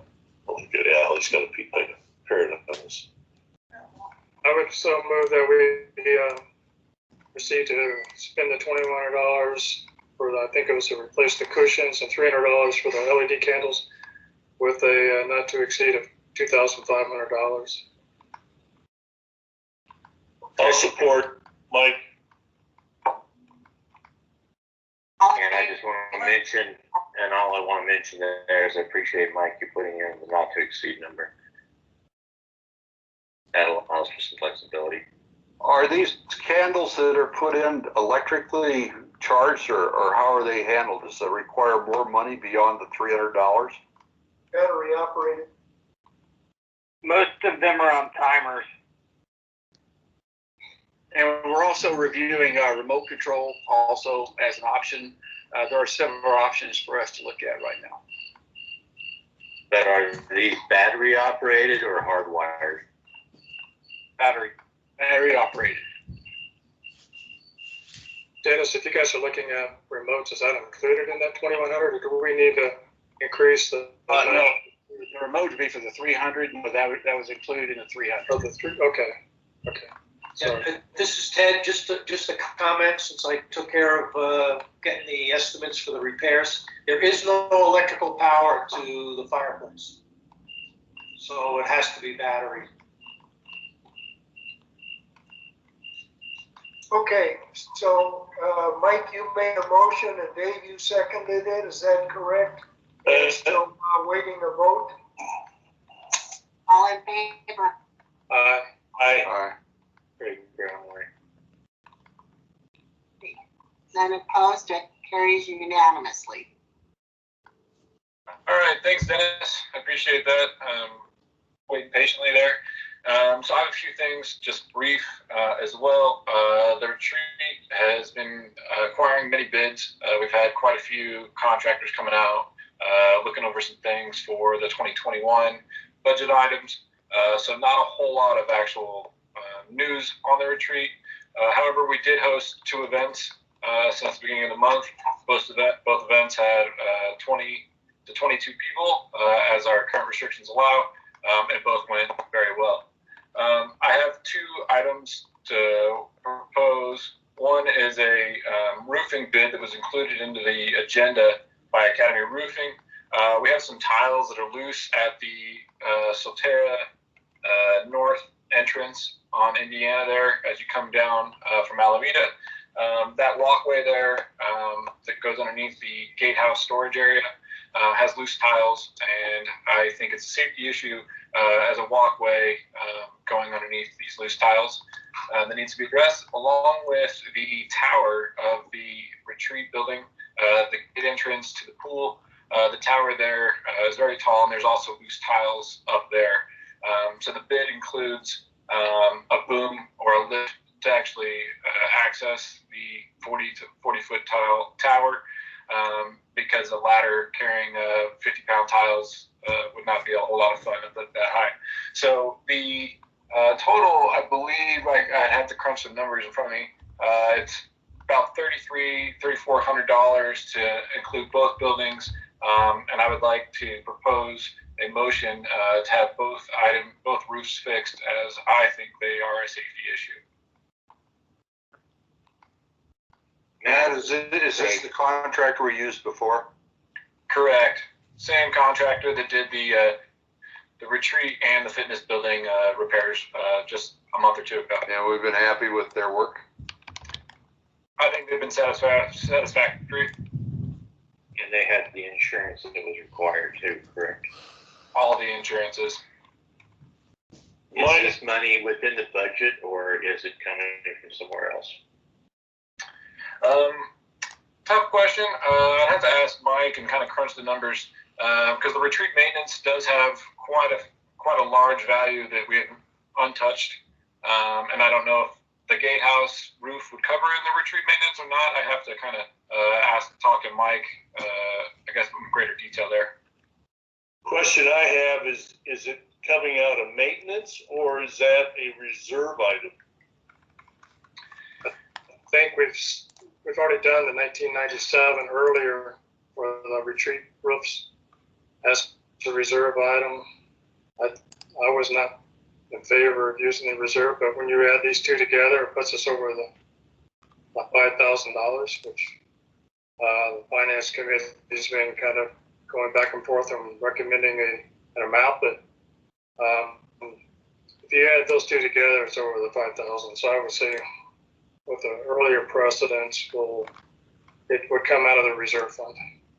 The question we had when we went around with the reserve people and distinguishing differences between reserve and maintenance, roofing kind of always fell in, at least it was my impression, reserve, but there ought to be a clear definition, not a matter of what the total is, more what the definition is of what comes out of reserve. And the finance committee has kind of started looking at maybe, like developing a policy on when to use the reserve fund and when not to. But since we don't have that yet, I would say since we already did the other tiles, we could use the reserve fund. But once we get the policy put together, which we would send to the board for approval, we can use that in future. Once that's done in future, that can help us future decisions on whether to use a reserve fund or not. Hey, Mike, it's David.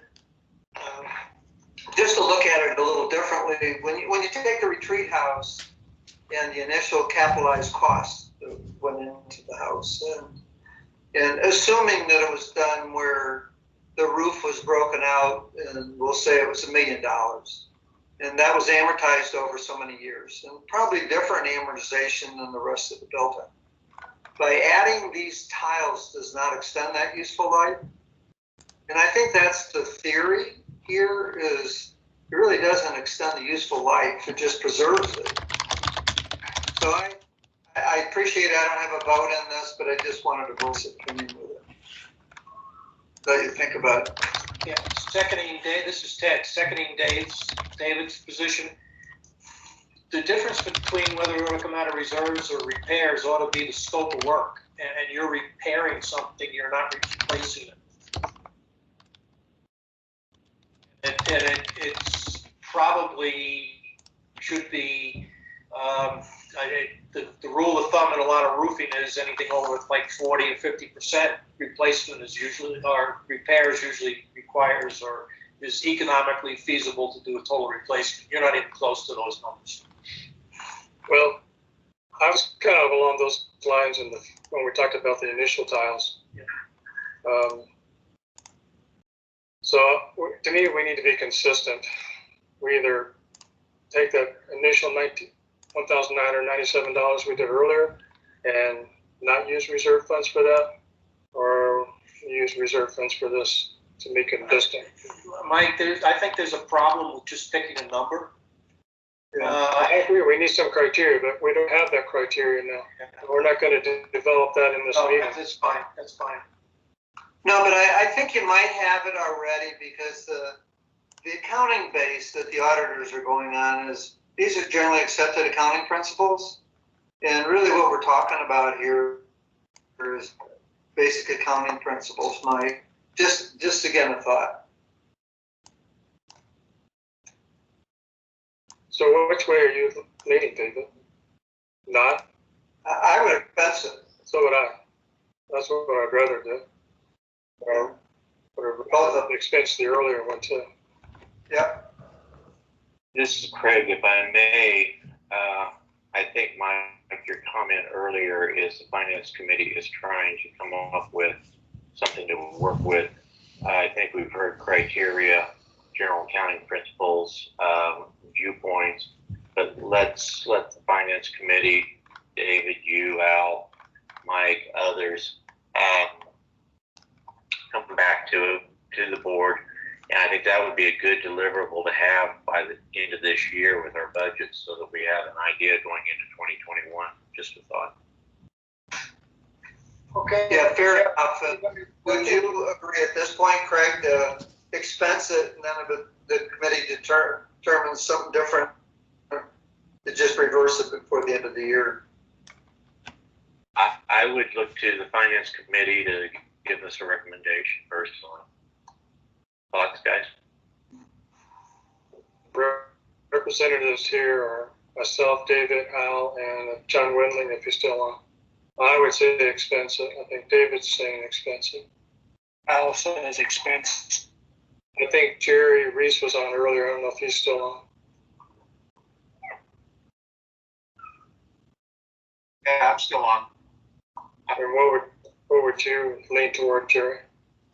I would say that unless it extends the useful life of the asset and is outside of a safe harbor of some type, just for materiality, considering that there are millions of dollars of assets and repairs, that a threshold could be derived that would allow us to say the $1,900, while not insignificant, doesn't extend the useful life of the roof as repairs or maintenance and would be expensed. On the other hand, if it's an $8,000 repair to the roof and we set a policy like you mentioned, $5,000, that's also the IRS policy in their latest notice for materiality, then that would go against the reserve. But I'm personally working on a bit of a policy to help the Finance Committee. So if you'll give us some time, I think we'll come up with something that you can live with. So what I think I heard out of all that was to expense this. If there has to be a change, we can handle that and reassess funds based on future policy. But again, I guess the point I put out there is let's let the Finance Committee put together the policy and let's set a goal for the end of the year so that we have it clear going into 2021. Just a thought. Okay, so do we have a motion then to approve the repair of those roofs? And I'm assuming that is going to be drawn upon the reserve fund, is that correct? With the idea that we will better define the policy going forward so that we have a better means of determining where it should fall in 2021? Yeah, I would say that from what I heard from the representatives of the committee and the members of the board is that we would expense this and for all the reasons, including what Jerry spoke to, that this would be an expense. I believe there's a motion out there to spend the money. I think the only modification to it would be, and my proposal would be, is that we expense the cost.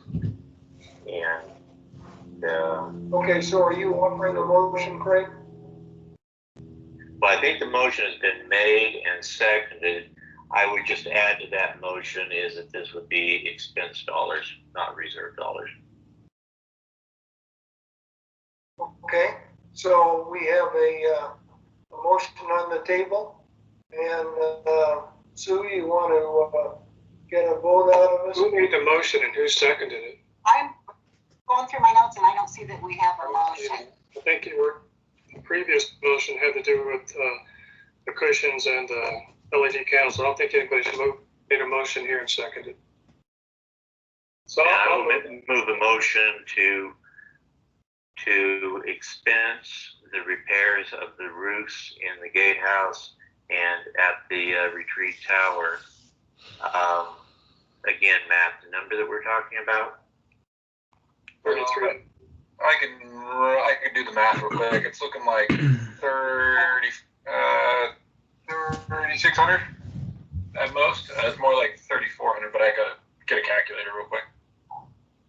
Would it make sense to not to exceed 3,600? So the motion would be is to repair the roofs of the tower and the gatehouse, not to exceed $3,600, put to expense. That would certainly work. I'll second that. This is Mike. All in favor? Aye. Aye. Greg Brown, aye. Any opposed? Nay. Carries unanimously. Great, thank you guys. Secondly, pool season. We are going to be reducing hours starting August 24th per our contract with Perfect Pools. A note that I think that something that I need to propose and that I think is necessary is to continue having pool monitors staffed while we do have a reservation system in effect. Without a monitor, what's the point of a reservation system actually holding that true? In that regard, monitor hours would be 48 hours a week for the pool opening, and a charge of $20 per hour for the monitor provided by Perfect Pools, so equaling $960 per week, and there is 2 weeks to be added to these pool monitors. So that being said, $1,940 to fund a pool monitor through the end of our contractual hours with the pool will need to be voted on to continue that. Hey, Matt, I recall somewhere along the line, did we have a discussion about maintaining extended hours given everything that we've got going on? Yeah. For a 1 or 2 week period, and what was the outcome on that? What was your guys' recommendation? I was going to get to that next. I wanted to kind of break these two separately. One, I feel like this full monitor issue that I just kind of brought up, I think it's pertinent for our contractual hours that we have going forward till September 7th, Labor Day. And then secondly, so this would be a separate line item here, is the social committee, Elaine Jones, the pool retreat and pool committee, Elaine Jones, did request from our contractor of Perfect Pools the potential of extending a weekend or potentially even 2. And Perfect Pools was able to kind of give a loose offer, if you will, partly because school is going back and their staffing issue is going to be their main concern. However, other pools are closing, and we would potentially have different lifeguards to staff it if approved to continue.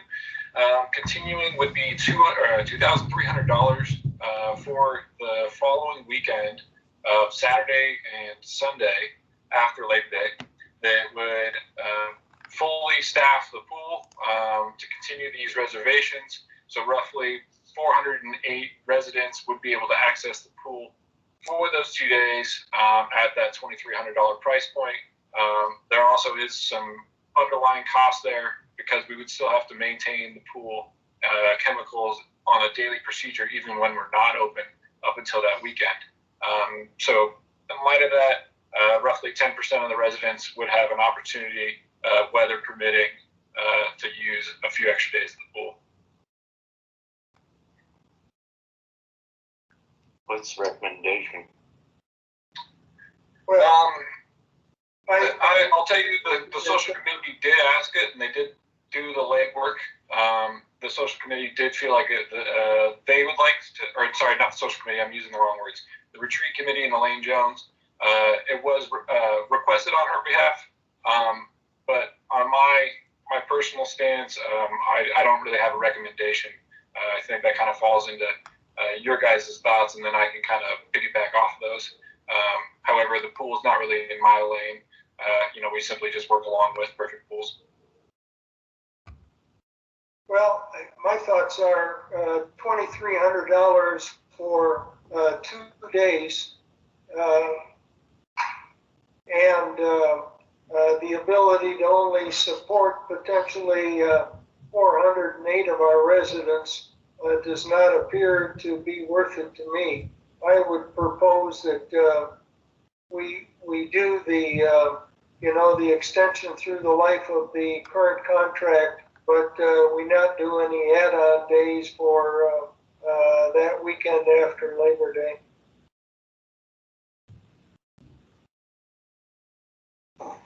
Do we know? Sorry. Go ahead. Matt, did Elaine have a recommendation? Yeah, Elaine, she feels that she'd like to keep the pool open as long as possible. To give, since the pool season was shortened at the beginning of the season, she wanted to give the residents every opportunity to use the pool as much as possible.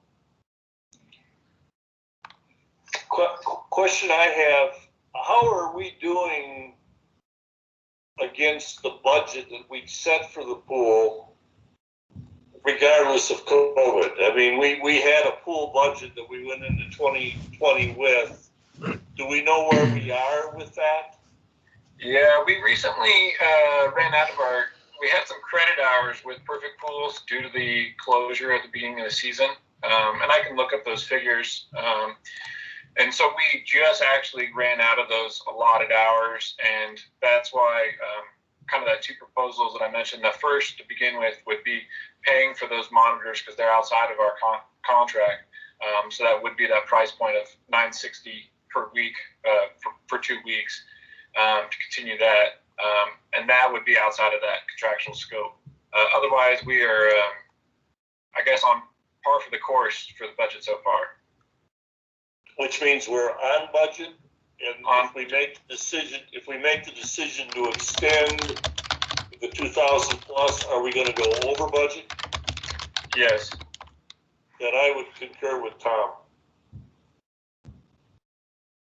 I'd also like to say that Elaine Jones put a caveat on that.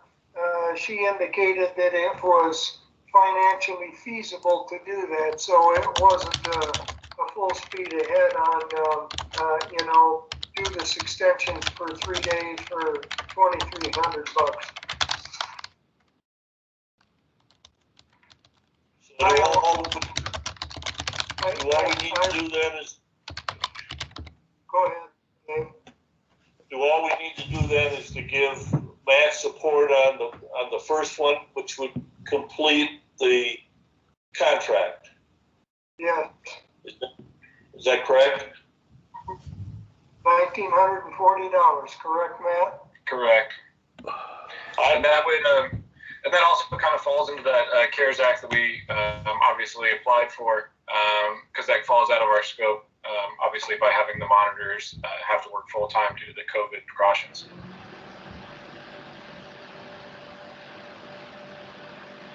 Well, I would support Matt's request.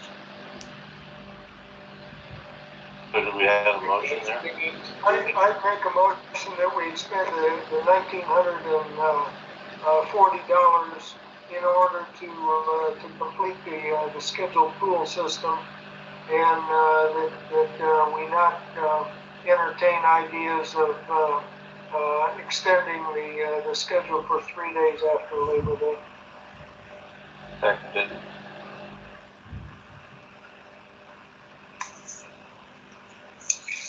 Okay, so we have a motion, Sue, we want to vote on it? Yes, all in favor? Aye. Any opposed? Carries unanimously. Thank you, guys. That is all I have for the retreat update. We're working on the budget figures with the retreat committee, Elaine Jones and Dennis there, to kind of sum up things for the end of the month, next meeting. So more to come. I guess I'll just update you as we go. Great, thank you. Okay, next item, approve the 2021 board meeting calendar, page 54 of your packet. I are the proposed meeting dates for 2021. Guys, I've routinely identified Mondays as the days to do that. There are too many, as you know, the retreat, if and when we get to open up again, will during the winter just be open on Wednesdays. And as a consequence, there are a number of the clubs and groups that meet on that evening. And so I have routinely identified Mondays as the day to conduct those board meetings in 2021. Tom, could I ask this, David Wills, could I ask a couple questions? Sure, please. The setup, and I think I had sent an email.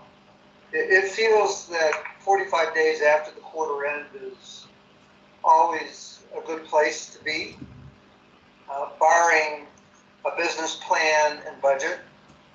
And wondered why a January board date. The May looks good. The March, I'm assuming, is a year-end. That would be year-end financials. The May 24th would be the first quarter. July 12th seems a little odd to me, since it would be the 6:30 quarter end. David, we need to have a July. We need to have a July meeting in order to approve the audit. Thank you, Mike. Approved and then filed by the end of July. Yeah. And then the August would really be to review the financials for June.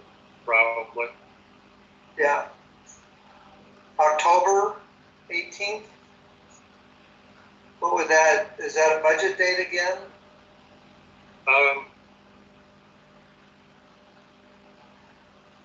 Because the September close would be near the end of November, 1st of December. I'm just throwing it out there. October 15th is our deadline to have preliminary budgets available. I don't know. October 8th. But they don't have to be approved or anything. It's just they don't. We don't need a meeting to approve those. Plus, this date is, well, October 18th is after the 5th. Right.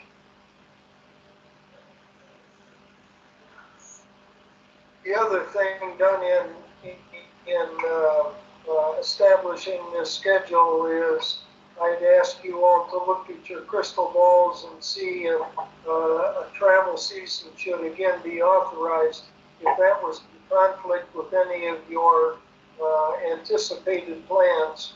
And I got a clean bill of health on those days. I think I would recommend that you keep October 18th just because of the bond refinancing, in case we need to meet prior to closing. But this is 2021, so. 2021. Oh, good point. Sorry, I'm off.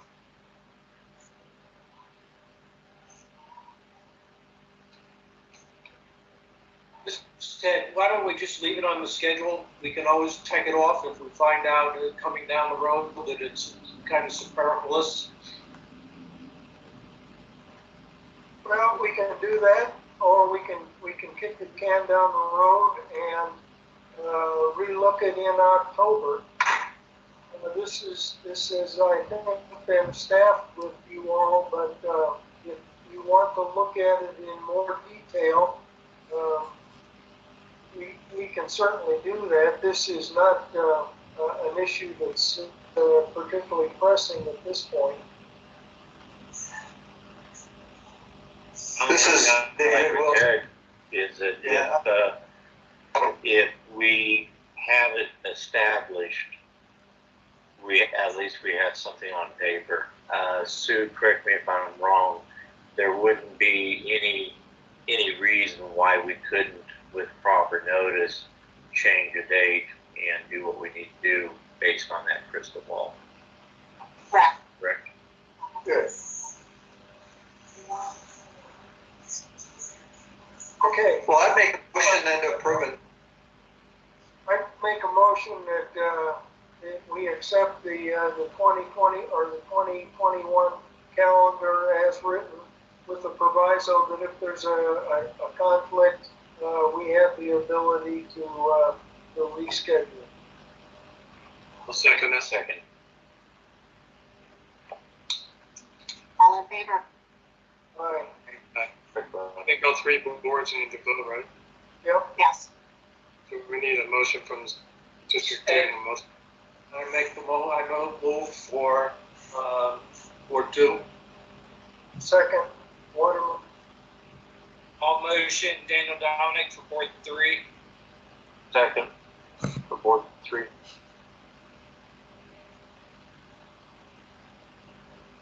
Okay, all in favor? Aye. Aye. Great Brown. Any opposed? Hearing none, carries unanimously. Thank you. Well, the final action is adjournment of the meeting. So moved. Okay, so D1, let's do this. D1 motion. Support. Second.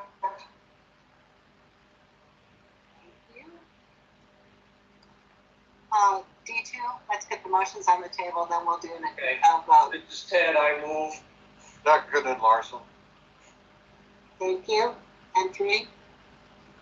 Wilson. And Aaron, was that you? Yeah.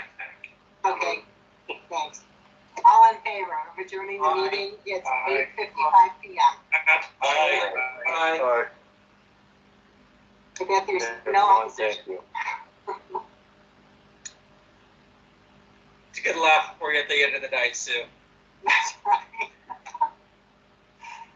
Well, thank you all. Thank you. Thank you. Have a good evening. Yes, everybody. Bye. Bye. Bye-bye.